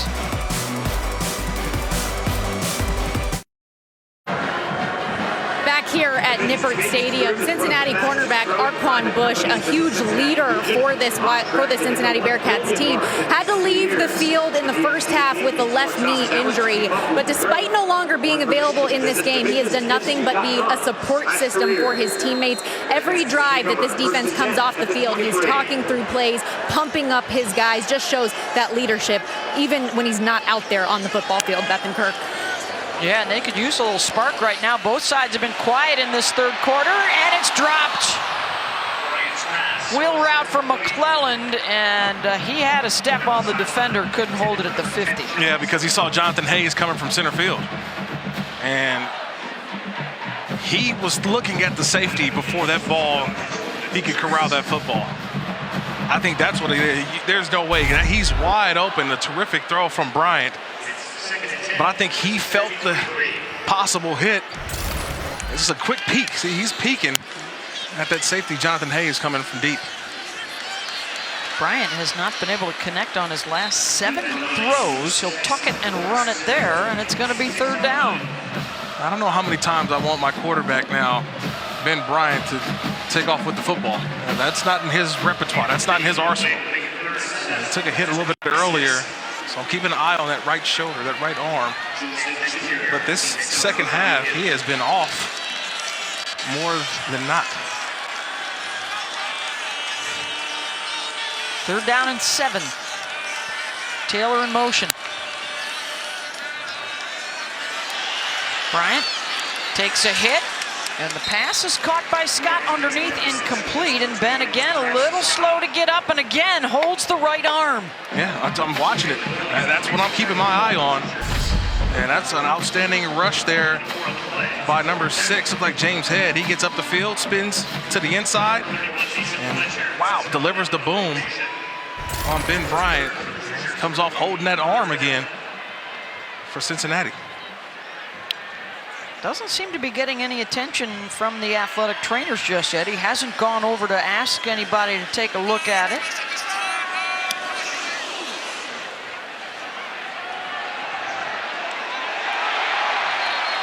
Outstanding punt coverage for the Bearcats. 46-yard punt and a penalty flag. Drew Donnelly was the guy that made the tackle. I wonder, did they get either holding or catch interference, but it was that far side official in the area of holding.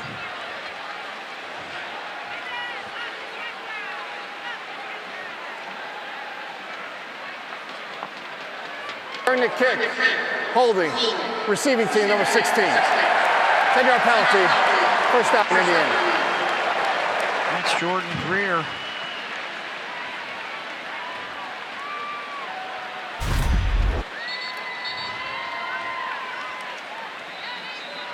$16 in white. Yeah, just got the hold. Gotta let him go.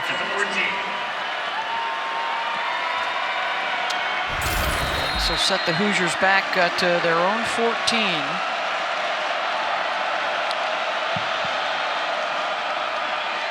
Shivers looking for the edge. Can't find it. Justin Watley got to him. Well, the defenses have taken charge here in this third quarter. Yeah, they sure have. Both sides. The tackling has stepped up too. We saw some missed tackles earlier, Beth. It's been a much better tackling second half for both squads.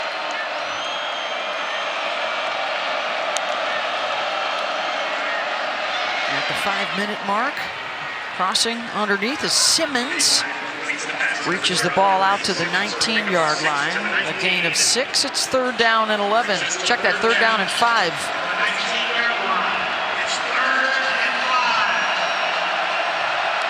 They're 50% today on 3rd down.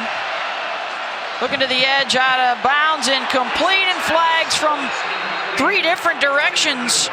Harris covering McCulley and perhaps a little too closely. Well, I expected more of this. Throwing over there to the side of where Arquan Bush will be occupying space. They go after Justin Harris. We just talked about Bush earlier. Pass interference, defense, number 12. The ball will be placed in the spot of foul. Automatic first down. And they go after the backup to Arquan Bush, number 12, Justin Harris. It was funny if you didn't get a chance to see Bazelak makes that throw because Ivan Pace is bearing down, and he just threw it up because Pace was about to tackle him, but it gave the opportunity for Camper to get that flag. First down, Bazelak trying to hit over the top, incomplete. Intended for McCulley, and that time they went after Jaquan Shepard.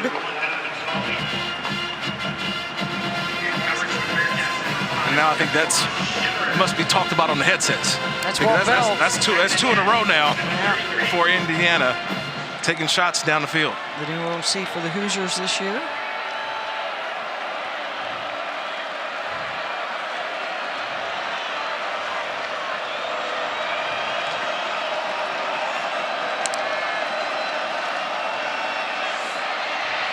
Bazelak. Ooh, dangerous. Intended for Camper. Justin Harris got a hand on it. 3rd down and 10. Yeah, they brought in Joshua Sales, number 77, at that right tackle for Parker Hanna. So they've been able to secure that right side a little bit, but still can't find the window for Bazelak. Bazelak out across the 40. McCulley, let's see where they spot him. At the 43, and that's close. That's effort. They're going to give him the first down. Gain of 10. Looks like Jaquan Shepard may have. Officials time off for an injury. He got hurt, and that means both starting corners unavailable right now.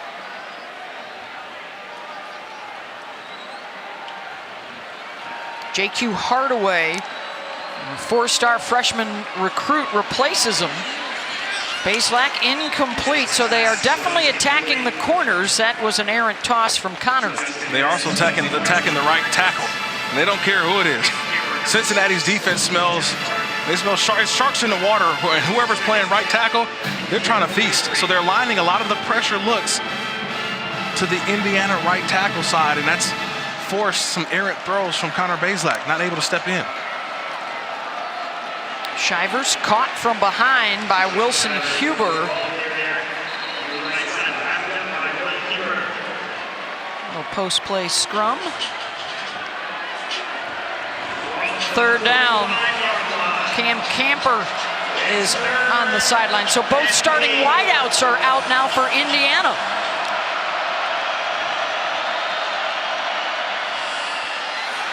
Incomplete. And more flags on that entanglement. Justin Harris involved again, this time with Javon Swinton. Yeah, I think Swinton fell down. Pass interference. Defense. Number 12. Goal replacement, start the foul. Automatic first down. So I think it's a couple things here. Justin Harris is right there, but Swinton goes down, and Harris just impeded the progress to where Swinton can come grab the football. Second pass interference on a third down this drive.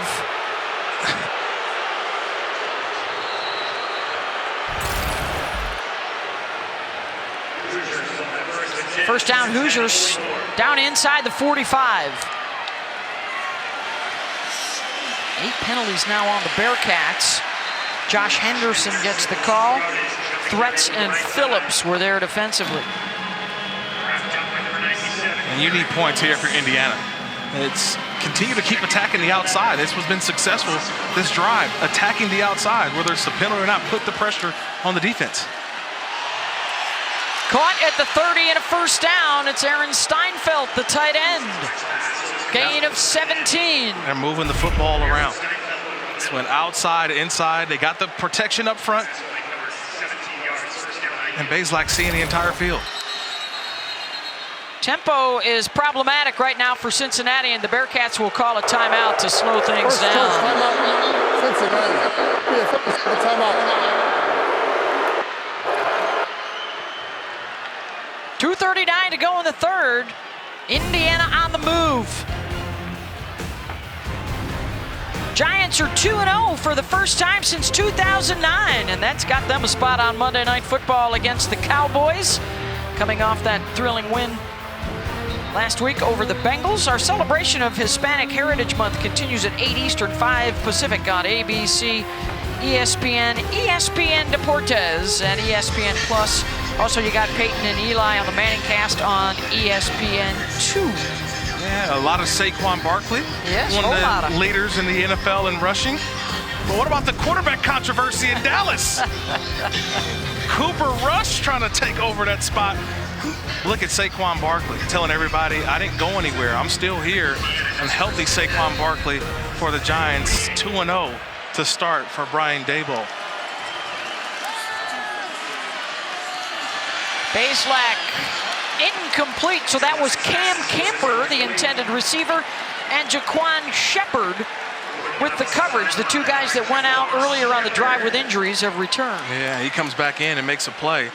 I just like the pressure that they're putting on this defense of Cincinnati. They're forcing them to have to go out and make plays on the deep ball, which is something they have not done well to start the season. Here comes the 73rd play of the day for Indiana. I'll take another look at the tight end through the middle. Henderson picked up a yard. Wilson Huber running him down, and now Wilson slow to get up.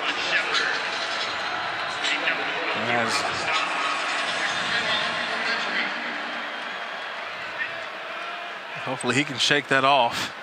You're talking about a guy who got here when Luke Fickell took the job. You know, one of those super seniors that has been here the entire 6 years with Coach Luke Fickell. I enjoyed talking with him yesterday. He's the neat freak, by the way. He's got the little OCD, right? Talk to his roommates and on the team that he's the clean guy. He hates the dishes around. So he's one of those captains on his team that makes everybody picks up their stuff, man. Just like his dad was, Daryl. And what a great time it's been for father and son to share the experience of the success of this program. Sometimes in a messy apartment, but he does his best. No, he said he's the clean guy.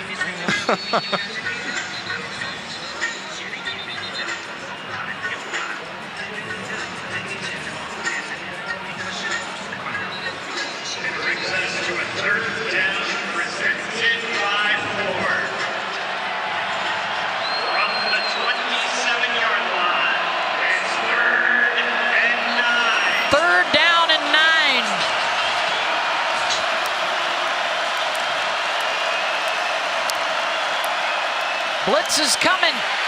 They get to Bazelak, who gets the throw away anyways, and it's caught by Cam Camper for a first down. Wow.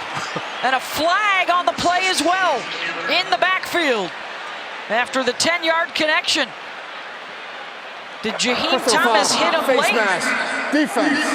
Number 7. Half the distance from the end of the run. First down. Wow, what a play. Didn't hit him late. He grabbed the mask. What a play by Connor Bazelak. Outstanding. He's got Jaheim Thomas bearing down on him. He's by himself. He comes almost untouched. Henderson gets a piece of him. But the throw from Bazelak as he's going down just heaves it up. So they get the first down and some with the penalty. First down and goal inside the 10.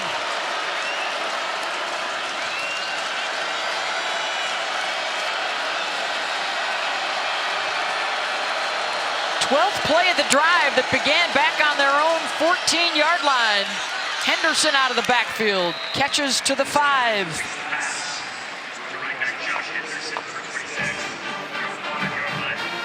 Gain of 4. What a drive here. Going back to that last play. I mean, Bazelak's just, he's poised. They kept talking about how poised he is in these moments. But we're used to this, I guess, for Indiana this season. They've played these come-from-behind type games. They have a lot of confidence in that quarterback wearing number 9 in Bazelak. Plenty of fourth quarter and overtime drama for the Hoosiers. Can they set it up for more? Incomplete, way over the head of McCulley. 3rd down and goal. Yeah, 4-down territory for sure. You need 7 if you're Indiana. So you dial up. If you're Tom Allen, you're telling offensive coordinator Walt Bell, hey, you got 2 plays here. So don't worry about it. We're going to go for it, but give me two of your 2 best plays if we don't get it here on 3rd down. Trying to make it a 2-score game. Bazelak chased, incomplete, and it's 4th down.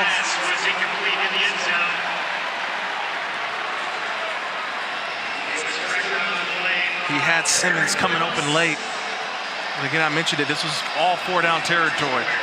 So if you didn't get it on 3rd, you knew you were going to have one more play, one more opportunity. Watch late in the down. Late in the down, looked like Emory Simmons, the wide receiver, was coming open late, but he went for Camper in the back.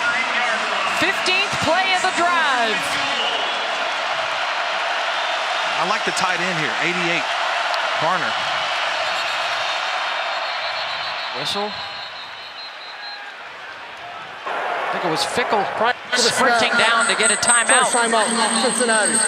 Be a 30-second timeout. I think he didn't like that formation. 2nd timeout there for Cincinnati. It's a good timeout. That is their 2nd timeout of the half. There we go.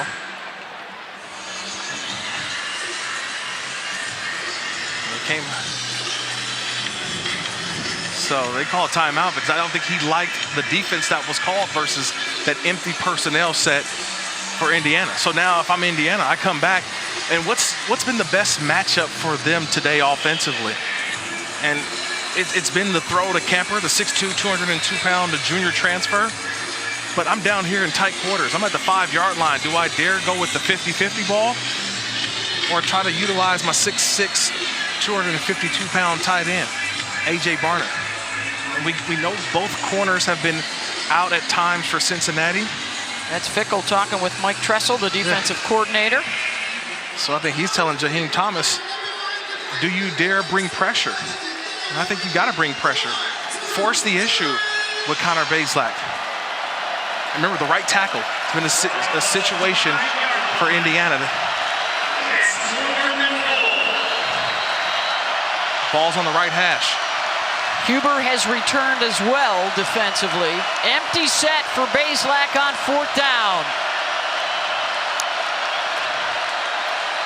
Pressure coming. Bazelak floats it up into the end zone, incomplete. Bearcats defense holds, and they will take over on downs. They tried to create space for Donovan McCulley, and that was just a bad throw by the quarterback. He's got to throw that up and lob it up and allow his guy to go make a play on it. Ball was on the right hash, so when I say field to the left, that's where all the space was. We saw it last week. Remember, I call it the smash corner, where the underneath guy runs a stop and holds that underneath defender and gives a lot of area for the top receiver to run that all the way to the corner. That's where the ball should have been thrown. Just underthrown by Baselick. Didn't give his guy an opportunity. They have not allowed a 4th down conversion this year. They don't allow it there. And Corey Kiner picks up a couple.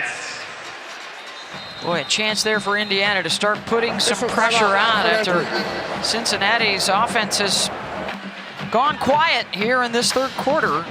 Matt Holt is the injured Hoosier. Yeah, I think he was I believe, a victim of a ferocious block by Leonard Taylor. The tight end came across and put a big shot there on Holt. It's all about edges. Watch the, that was a tackle. I didn't see who it was. It was the big tackle, 74, Jeremy Cooper. And I saw the tight end at first, but it was the tackle, the guard, Jeremy Cooper, pulling around, and he got the better end of that collision.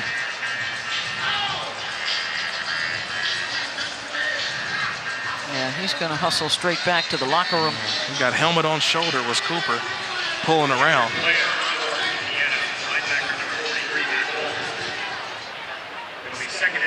Pickup of a couple, so 2nd and 8. Deshaun McCullough, their prize freshman recruit, comes on.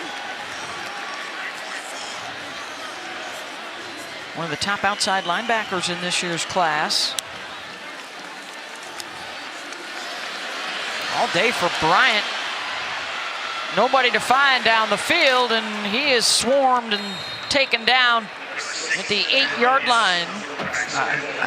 Sionofo got him. I cringe a little bit up here, right? Because if you're a Cincinnati fan or a coach, that's an unnecessary hit that your quarterback just took. If it's not there, throw that ball away, get to the next down. He takes a hit right there. And look at that. It's been interception, punt, punt, punt. And he's taken some big hits in his second half. 3 straight 3 and outs, and now they're looking at a 3rd and 7 to open up the 4th quarter. 38-17, Bearcats over Hoosiers here at Nippert.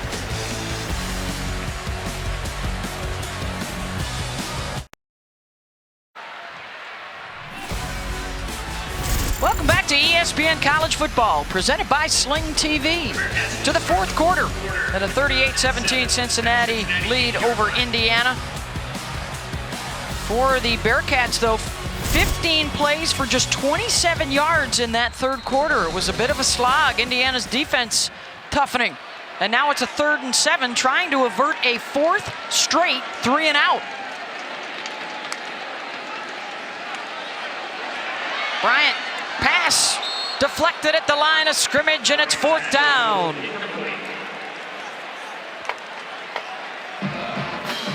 It's a nice little game up front by Indiana.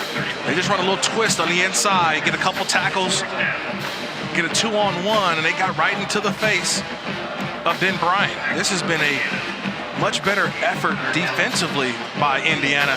They haven't given up the big play. That's what hurt them in the first half. A career-high 4 touchdowns for Bryant in that first half. It's different story here. Absolutely.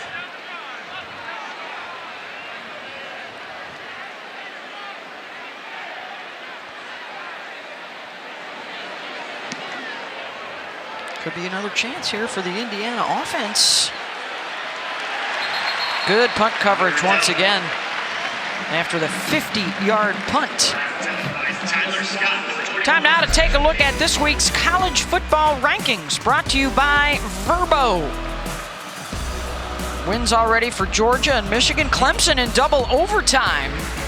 Ohio State and Alabama coming up tonight on ABC and the SEC network, respectively. Next up is Kentucky here on ESPN2. Good Arkansas A&M game also coming up on ESPN. I think we may have another member on that top 10 next week. Throw Minnesota in there. Oh boy, they are taking it to Michigan State this afternoon.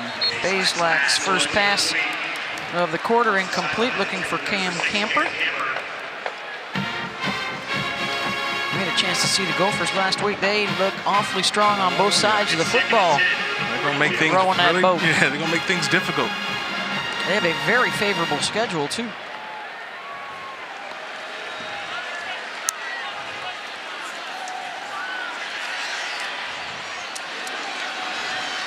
Cam Camper, good catch in traffic. Forward progress will get him the first down. You know, one of the things that we haven't talked enough about is Caleb Murphy, number 55, the center. He's in place of Zach Carpenter. He's had his work cut out for him all game long. He's had defenders pushing him back, but Connor Bazelak has been unfazed. He stood in there taking some shots, and that one delivered a strike out there to Camper. Over 100 yards receiving now for Cam. 8 catches, 111. Shivers, oh, he's got the edge. Inside the 40, inside the 30, foot race down the near sidelines, and he's gone. Touchdown, Indiana. And they've made it a 2-possession game if they get the PAT. 47 yards for Shivers.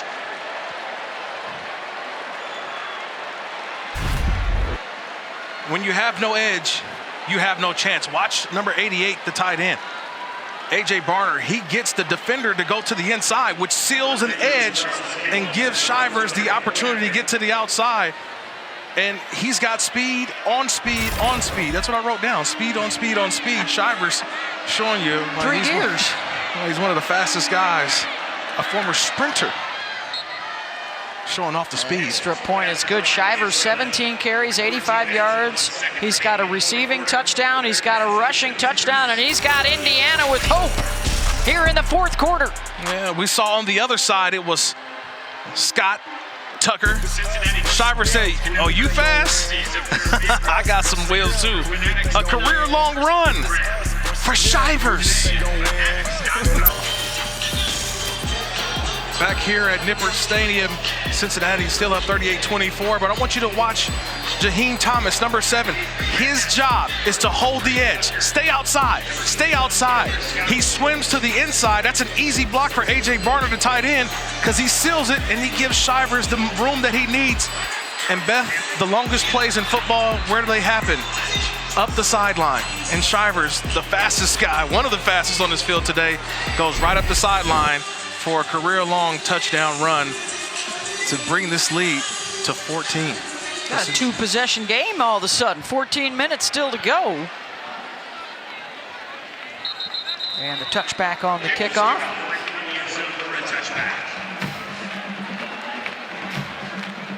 Well, we've teased you all day about the dramatic finishes for this 3-0 Indiana team, and they've been good in late game situations so far. I talked about it 3 hours ago in our open, how this is a team that loves to play until the final whistle. Until there's 3 or there's 0 seconds on the clock, they're going to give you everything that they've got. They had a touchdown late against Illinois in week 1. I think the big one was last week, being down and kicking that overtime field goal, 51 yards. This is the way that Indiana has gotten to 3-0. Yeah, down 28, they've cut it in half, and they've been getting after Ben Bryant in the offense. Bryant eludes the rush and finds Nick Martner, got back to the line of scrimmage, maybe one more. Deshaun McCullough was in hot pursuit. Yeah, we've been waiting on him to make a play, the true freshman. Nice little move to the outside. He swam to the inside, just got to finish. Freshman, young freshman, has to learn how to finish, but he was there for Indiana.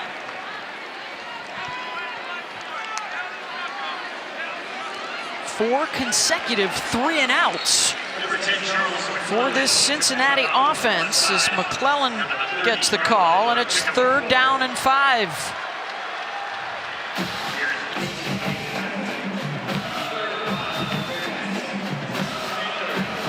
Third down, it's a big 3rd down here, Beth. Big 3rd down here.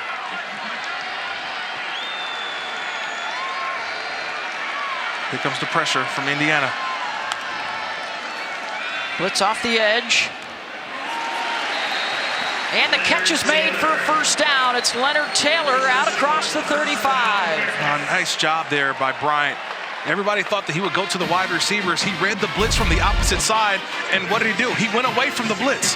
He had one-on-one with his tight end. You love that. You get Leonard Taylor on Cam Jones. I like that matchup. My guy on the tight end, on the linebacker. I'll take that matchup. Bryant, quick release to the outside. Tyler Scott making a move, and he's got another first down of midfield with his 10th catch of the day. Picks up 13 more, 185 yards. And look at this. Cincinnati giving Indiana a little dose of their own medicine going with the hurry up. Bryant stays in the pocket, completes the pass to the 45. That's McClellan. A little tempo here from Cincinnati. We talked about the drives in the third quarter. It seemed a little stagnant, a little down. And what does Gino Guidugli, the offensive coordinator, do? He says, let's get back into some rhythm. They go a little hurry up. Nice little start to this drive here. Gino, their all-time passing yardage leader, second to Des Ridder, passing touchdowns during his stay here. On the slant, is it incomplete? Indiana says a pick. That looks like an interception. Going on the field is an incomplete pass. Third down. I would love to get another look at that one by Jalen Williams, the corner. He grabbed that one from Scott. I wonder will the replay booth take a look. From my vantage point, and that ball incomplete. His back was to me from what I saw. He just came up with the football, but third down. Again, last time they went to the tight end, Wiley this time in the slot. Third down and 5. He's got Scott underneath. Incomplete and a flag. That came from the backfield.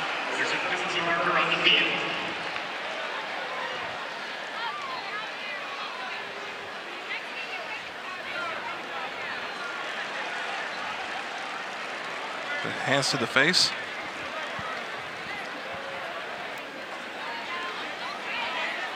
I think he's saying, what, do you decline the penalty? Because it'd be fourth down. Personal foul. Hands to the face. Offense, number 53. That penalty is declined. Fourth down. That was the discussion there. Do you want 4th and 5, or do you give them another opportunity? Tom Allen says, nah, go ahead, bring the punting unit out. And now, little anxious moments here right now. They'll take the ball and all the momentum right here. Yeah, little anxious moments here at Nippert Stadium right now. Still plenty of time left.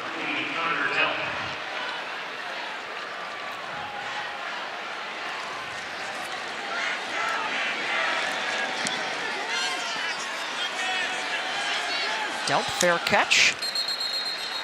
And they're 80 yards away, 90 yards away after the 36-yard punt. Indiana's offense back to work with Baselak.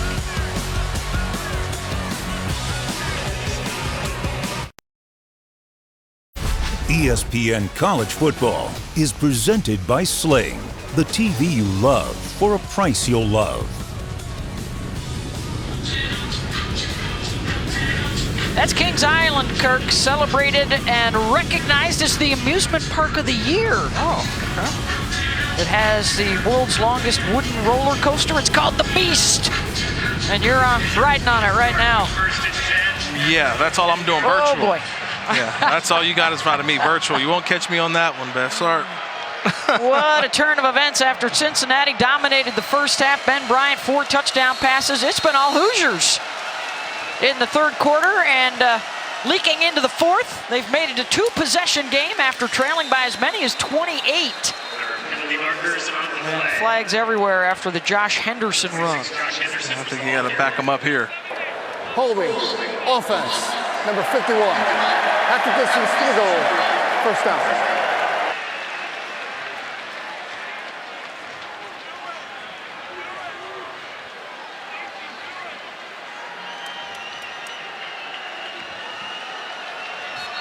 Back him up inside the 5.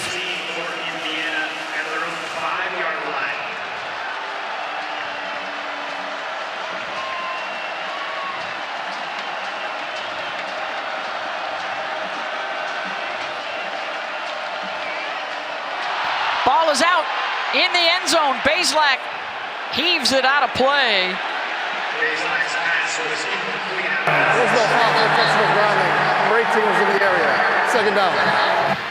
18 was in the area. The ball got past the line of scrimmage, out of bounds. Man, headsy play there.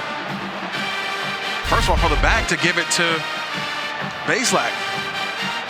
I think you got to understand, Josh Henderson also could have had if he picked it up, he could have thrown it away as well. Bazelak, Johnny on the spot, gets the football, throw it away, and you move on to the next down.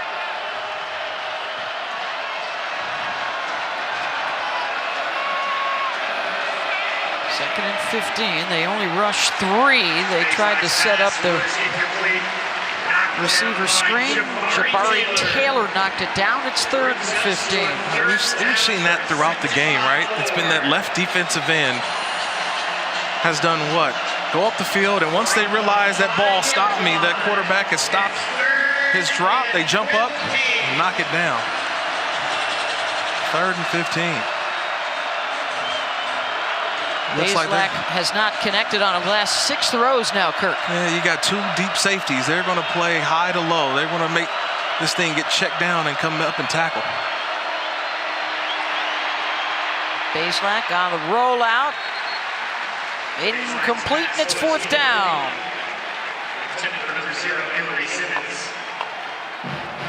It was Jabari Taylor again giving chase.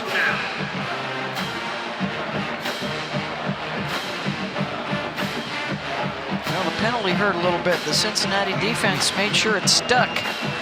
That's the 3rd time we would say a penalty has just put a stop to an Indiana drive. It's been 3 particular penalties I've seen today that has really taken a lot of the momentum away from Indiana. Bearcats did have a block kick last week. End over end. Thompson lets it bounce. Cincinnati should have a short field to work with. A 48-yard punt. They'll start just across midfield. 10.5 to go here at Nippert Stadium.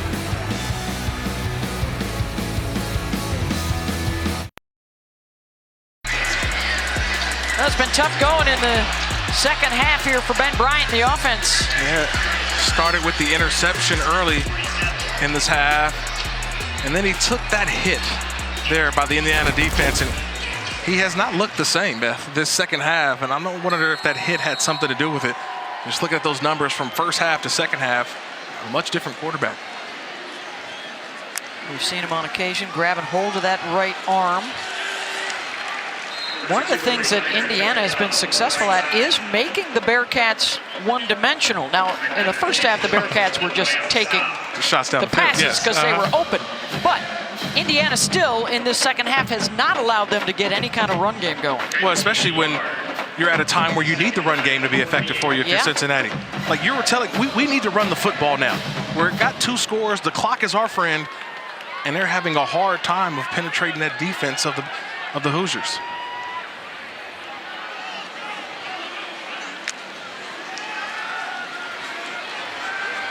Bryant in trouble, and down he goes. Sacked back at the 39-yard line, DeMarcus Elliott, along with Miles Jackson, and a loss of 7. He's been holding on to the football too long. I mean, you get a terrific block by Shivers, and he's wincing now. He lands on that shoulder. Watch the block by Shivers up top. Now, that ball's got to be gone. It's 1,000, 2, 1,000. It's got to go. Throw it away, and he's been taking unnecessary shots this entire half, and that's where the clock in his head has to speed up and get rid of the football. Bryant looking for a deep ball. Incomplete. Overthrows Tucker by 5 yards. And he's asking for a flag, Bryant, but that ball sails 10 yards off, and that right arm just does not look right to me, Beth. It's hanging off to the side a little bit. He may not get medical treatment, but I'm saying this is a different quarterback from the first half to the second half. That is the 5th third and out, Kirk. They have 1 first down in the second half. And they have left the door open here for Indiana. The Hoosiers have already had a couple of chances to seize it. And looks like they'll get another one here. Down a couple scores, still over 9 minutes to go. It's that rush defense of Indiana. Bearcats unable to work any kind of clock. Fair catch at the 10. Well, this is going to be interesting after the 50-yard punt. The official right next to the punter did not throw a flag. The official on the far sideline did. If anything, it's a 5-yard variety, not the 15. Personal foul. Roughing the kicker. Defense. Number 82. Automatic. First down. Wow. Was that on the plant foot? Yeah, was that on the plant foot? I'm just as shocked as Indiana is. Because I didn't see. Yeah, Yes, it was on the is. planted foot. Yes, it was. it is. I stand corrected. I didn't see. He runs right into that plant foot, trying to get the block there, and that foot is planted. That is personal foul. That's the 15-yarder. That's the 15-yarder. And that's the first down. Christian Harris. That is, yes, that foot was planted. He runs into it. That is personal foul, 15-yard penalty. A big break for the Bearcats. They get it back inside the 45. Short yardage run for Corey Kiner. Tywan Mullen cut him down. Second down and 8. Cincinnati trying to bleed this clock a little bit, going much slower pace. You got to utilize your big tight ends, 12 personnel, 2 tight ends. You got Leonard Taylor, Josh Wiley. Looking for a 29th straight win here at Nippert Stadium, the second longest streak in FBS behind Clemson. A couple of spins from Kiner down to the 39-yard line, gains 3. So they've got a third down and 5. I don't dare put the ball in the air right now. I'm having a tough time protecting against this Indiana front. My quarterback has taken a ton of shots this second half. I spread the defense out, and I hand it off. I give a nice little draw play. I don't dare run my put my quarterback the way that this rush has been for Indiana. They're only 4 of 13 today on third downs.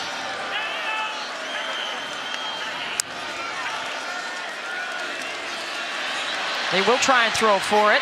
Catch is going to be made, but well short. Right back to the line of scrimmage for Nick Martiner, and it's 4th down. I thought you had 2 positive runs in a row. Why not go for a third? You know, right now you're saying that you want to dominate up front. I think that you hand it off again, but... Well, not only that, but you only picked up 1 yard. So if you're going to go for it on 4th down, you really didn't help a whole lot. They will keep the offense out there.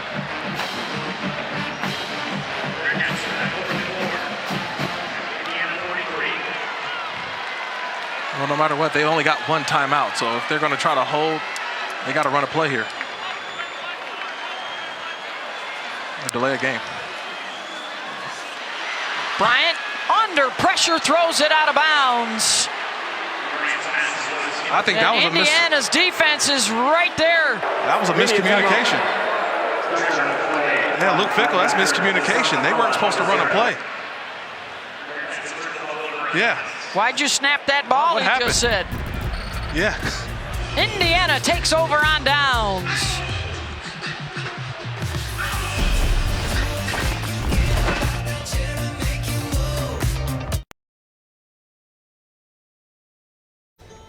Better. At least with your big. With Xfinity Mobile, $30 per month, reliable 5G network. Save you hundreds a year on your mobile. AT&T. Wow, I can do better.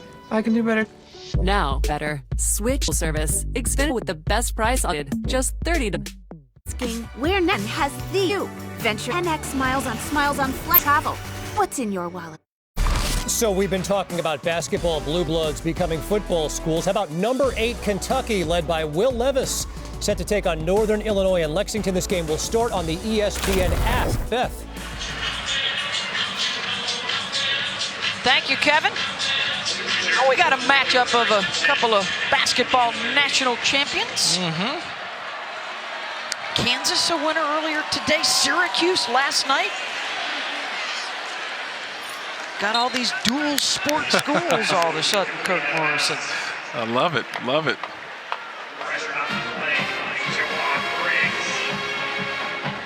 We've also got a 2-score game here, 6:40 left to go. Can the Hoosiers make a move?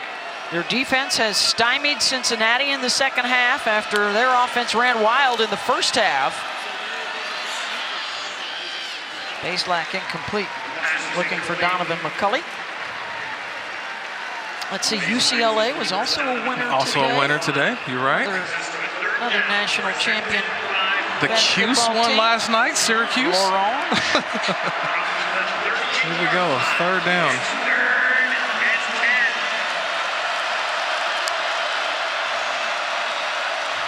Bazelak finally gets one after missing his last 9 throws. He's got a 1st down reception for Camper. It's a nice job by Bazelak reading the coverage. He had cover 2 at the bottom and allowed Camper to get inside in between the safety and the corner. Camper knew where to throttle down, found the open window. Bazelak looking deep. Incomplete. Overthrows Simmons. Camper, by the way, over 100 yards receiving with over 10 catches. That's the first time in 4 years for a Hoosier.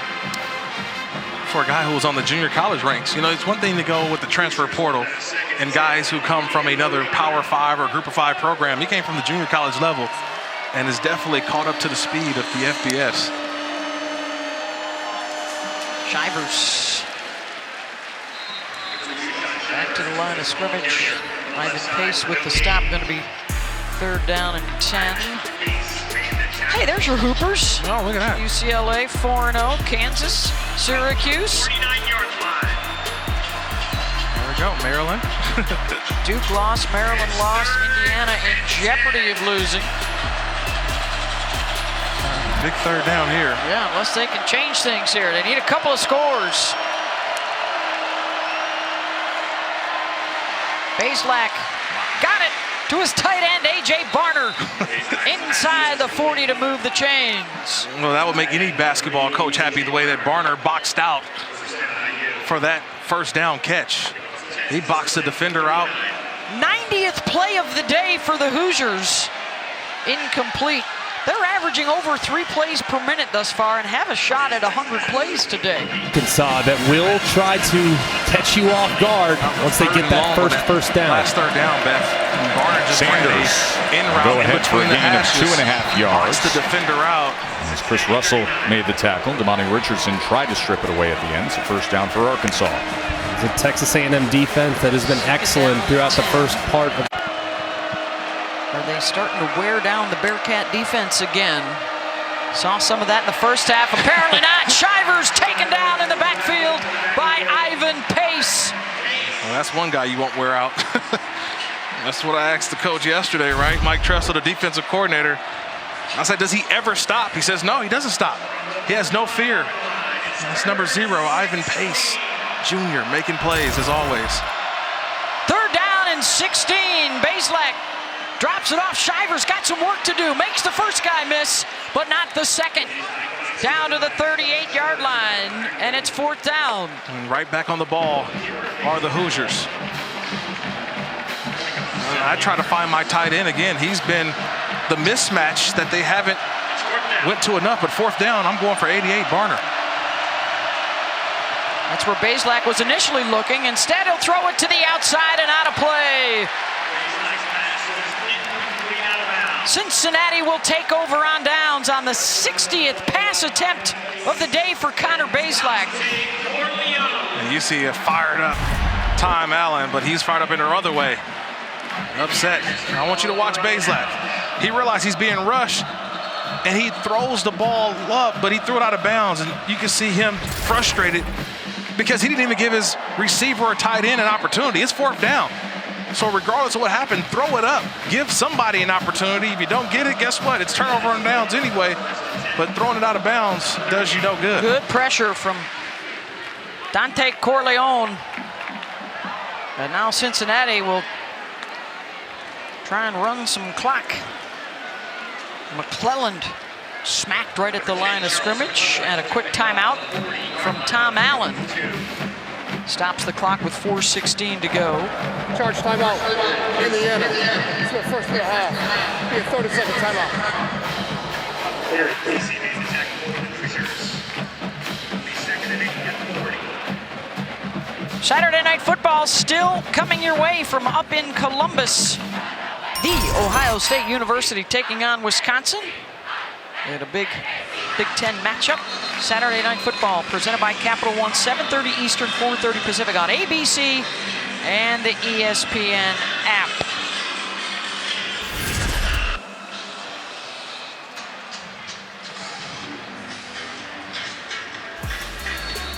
Well, neither side has been able to crank up the run game here in Cincinnati. Will Braylon Allen be able to do it up in Columbus for the Badgers tonight?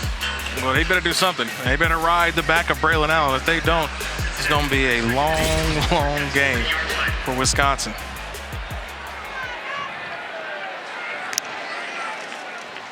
Corey Kiner now in a tailback, picks up a yard, and another quick timeout from Tom Allen, so that will leave them with one left. Indiana. That's their second of the half. 30-second timeout. Marcus Elliott makes the stop after a 1-yard gain. Third down coming up, and the Hoosiers in need of a couple scores.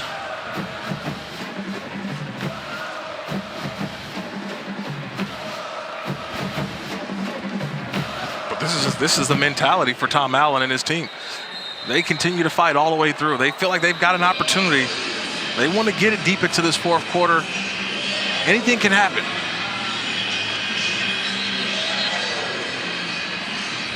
Cincinnati has really struggled to convert in this second half. After things went so well for Gino Guidugli and Ben Bryant and the receiving core in that first half, totally different story here in the second.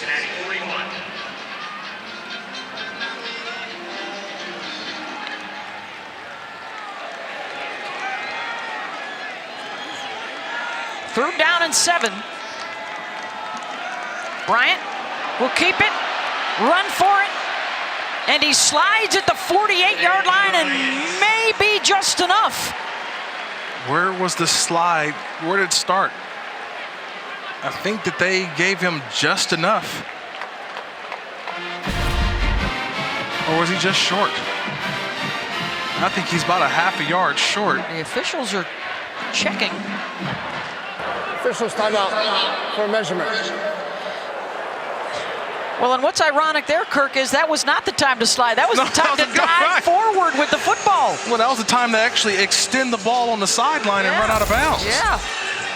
Because it's where the slide first started from, which to me was behind the yard marker to gain, or the yard to gain. You get a measurement here. It looked like he was just a half a yard short, but looks like got enough for a first down. He's got it, the nose just enough. Teachable moments here in the fourth quarter. We talked about not taking hits, but ruling on the field is a first down. The previous play is under further review. I'll take another review now. Kind of the last recourse there for Tom Allen. They're only down to just the one timeout remaining. Cincinnati hoping that this is their 5th first down of this half. Yeah, that's what I wanted to make sure, that you spot the football where the slide first started. And he started the slide, I guess you could say, about the 47-yard line, because he attempted to go down. And remember why this rule is in college football. Remember, I call it the Kenny Pickett rule. Remember last year, Kenny Pickett faked the slide and the defender held up and Pickett ran for a touchdown. So anytime that a quarterback starts to slide, that's when they mark the football. So I think the buttocks meet the turf with first down yardage. Correct. But it's where the attempt was as he begins to go down. And the initial spot, you saw the official right there along the sideline. His initial spot was first down yardage. They stand with the call on the field. And the further review, the runner started his slide at the 47. But they say the start of the slide previous to the buttocks touching the turf. It looked like the 47 in the beginning, and I said, wow, well, even though he didn't touch the ground, the slide was started at the 47, and that's where they mark it at. This is now the Kenny Pickett rule, so for all you Bearcat fans out there, you can thank former Pittsburgh University, now Pittsburgh Steelers quarterback Kenny Pickett for that rule change.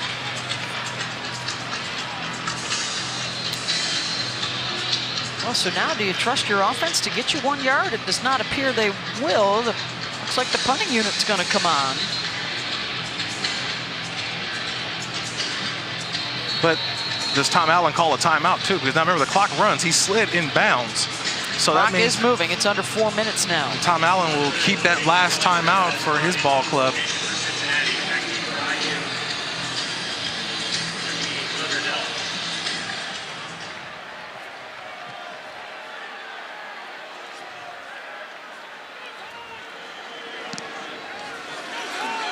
Trying to keep this in play. Delp with a fair catch at his own 3-yard line. Did not let that one go to bound into the end zone, and it will be back at the, they're going to spot it at the 4-yard line. And that's where the offense will have to take over. Aaron Judge continues his chase of Roger Maris's AL home run record tomorrow night. Sunday night baseball, the Yankees hosting the Boston Red Sox, 7 Eastern. 4 Pacific on ESPN. Deportes and ESPN Radio. Our coverage will begin at 6 Eastern with baseball tonight. 3:37 to go. The 1 timeout, and in need of a couple of scores for Indiana. Bazelak has been able to show them the way with late scoring drives in 2 of their 3 games already. Yeah, this is familiar territory for Indiana offensively. They know the task at hand. 1 timeout left. Everything has to be down the field. Everything has to, and they already run an up-tempo offense.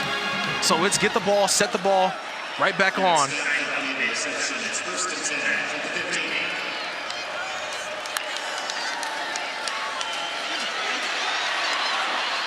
Bazelak incomplete. Intended for Kobe. It looked like he had it popped, squirted straight up into the air.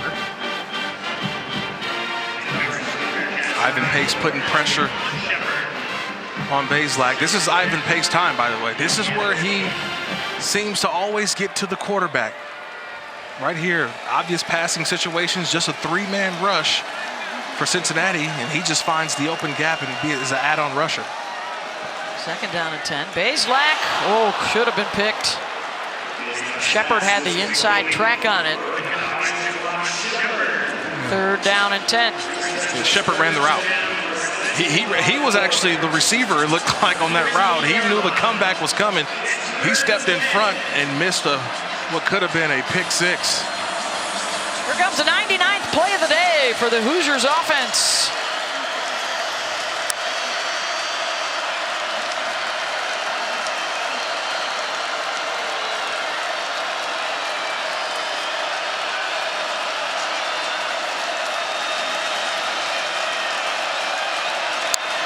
Pace moving around along that defensive line, trying to get at the quarterback, tripping up Connor Bazelak, and it's Ivan Pace again. 4th down. He got him. All week long. You talk about impressive. I said, man, I'm watching tape, and this guy, number 0, Ivan Pace, he jumps off the tape. Every single play, and that time he gets down there and goes sniper style over there. He snatches that foot of Bazelak. But man, look, he has been an absolute treasure here. The transfer from Miami of Ohio. And everyone said, well, you didn't recruit him in the beginning. You didn't get him early. They got him now. Stormy?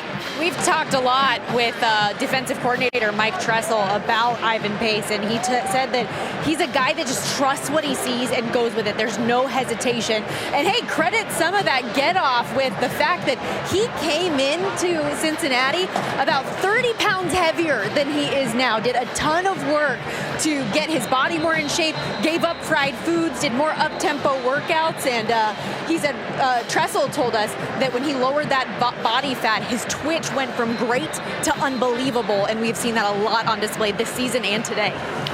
Having a lot of fun playing alongside his brother Deshaun.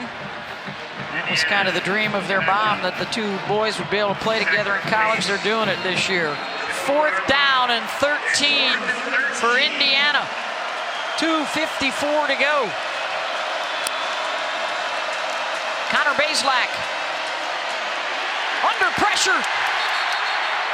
Swarmed by the Cincinnati defense led by Eric Phillips. And the Bearcats will take over on downs.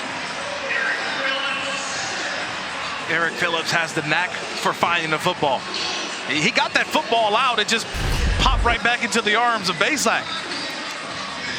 Watch 97 at the bottom of your screen. It's just a bull rush, and then go find the football. Go find it. He knows where the ball is at. He gets it out. And Bazelak corrals that ball, but that was a 4th down play.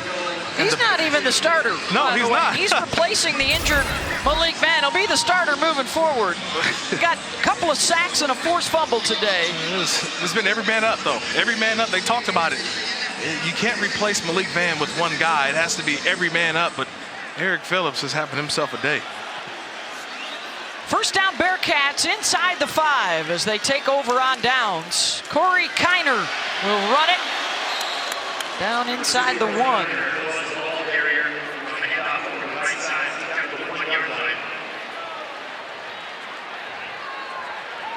Phillips a Cincinnati guy, Kiner's a Cincinnati guy. Cincinnati and Ohio, that's it. On their 2 deep, 12 guys from the city, 26 guys from the state of Ohio. Yes, indeed. They take so much pride in playing here and representing.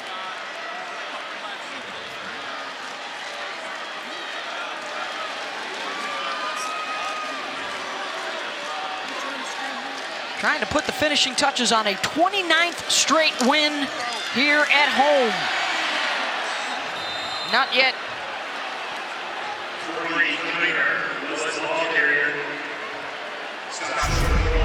3rd down and goal.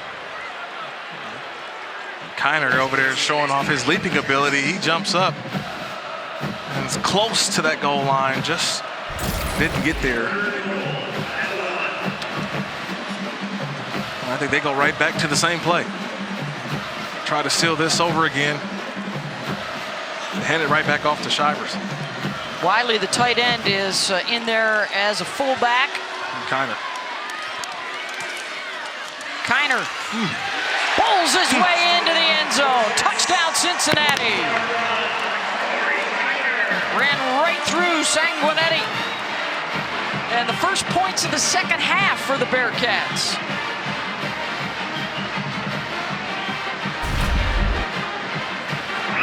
That's just a power run.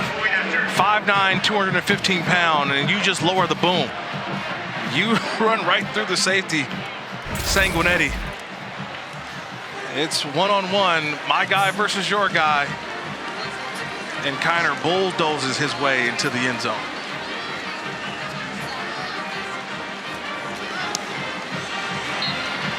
Extra point is good.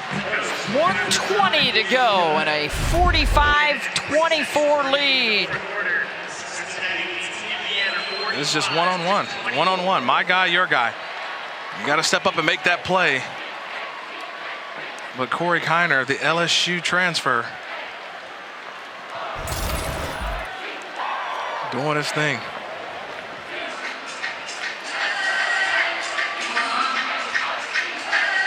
I think that now there's a sigh of relief a little bit here. Yeah.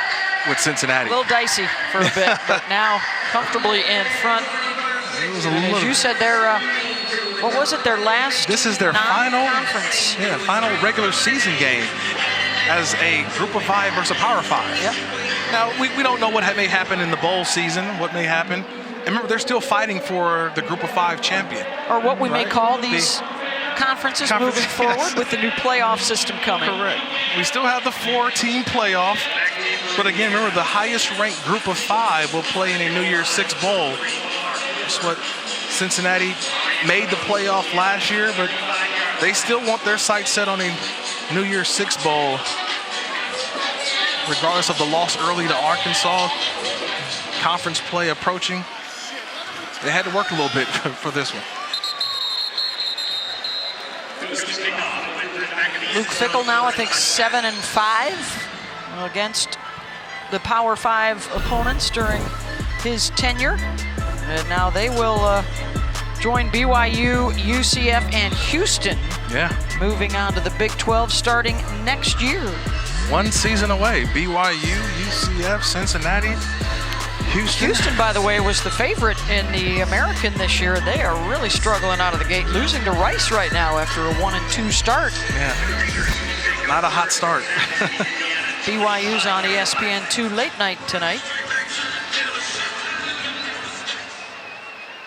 101st play of the day for the Hoosier offense. Bazelak out of the backfield to Jalen Lucas. This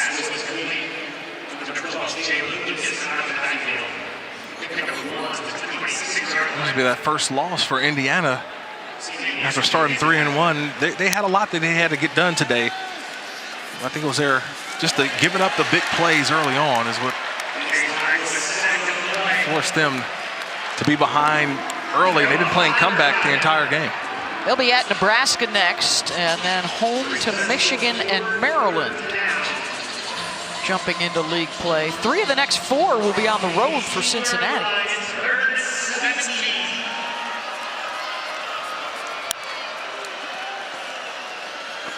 Third down and 17. Bazelak incomplete. It's 4th down.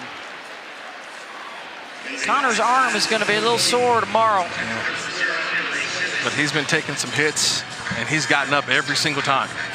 One more pass attempt, by the way, would be a school record of 66 in the game. He's 31 of 65. He almost has as many passes as Cincinnati's offense has run plays. Wow.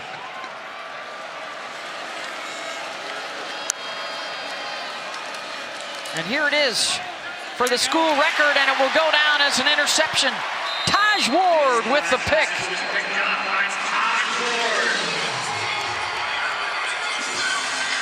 Second INT today for the defense of the Cincinnati Bearcats.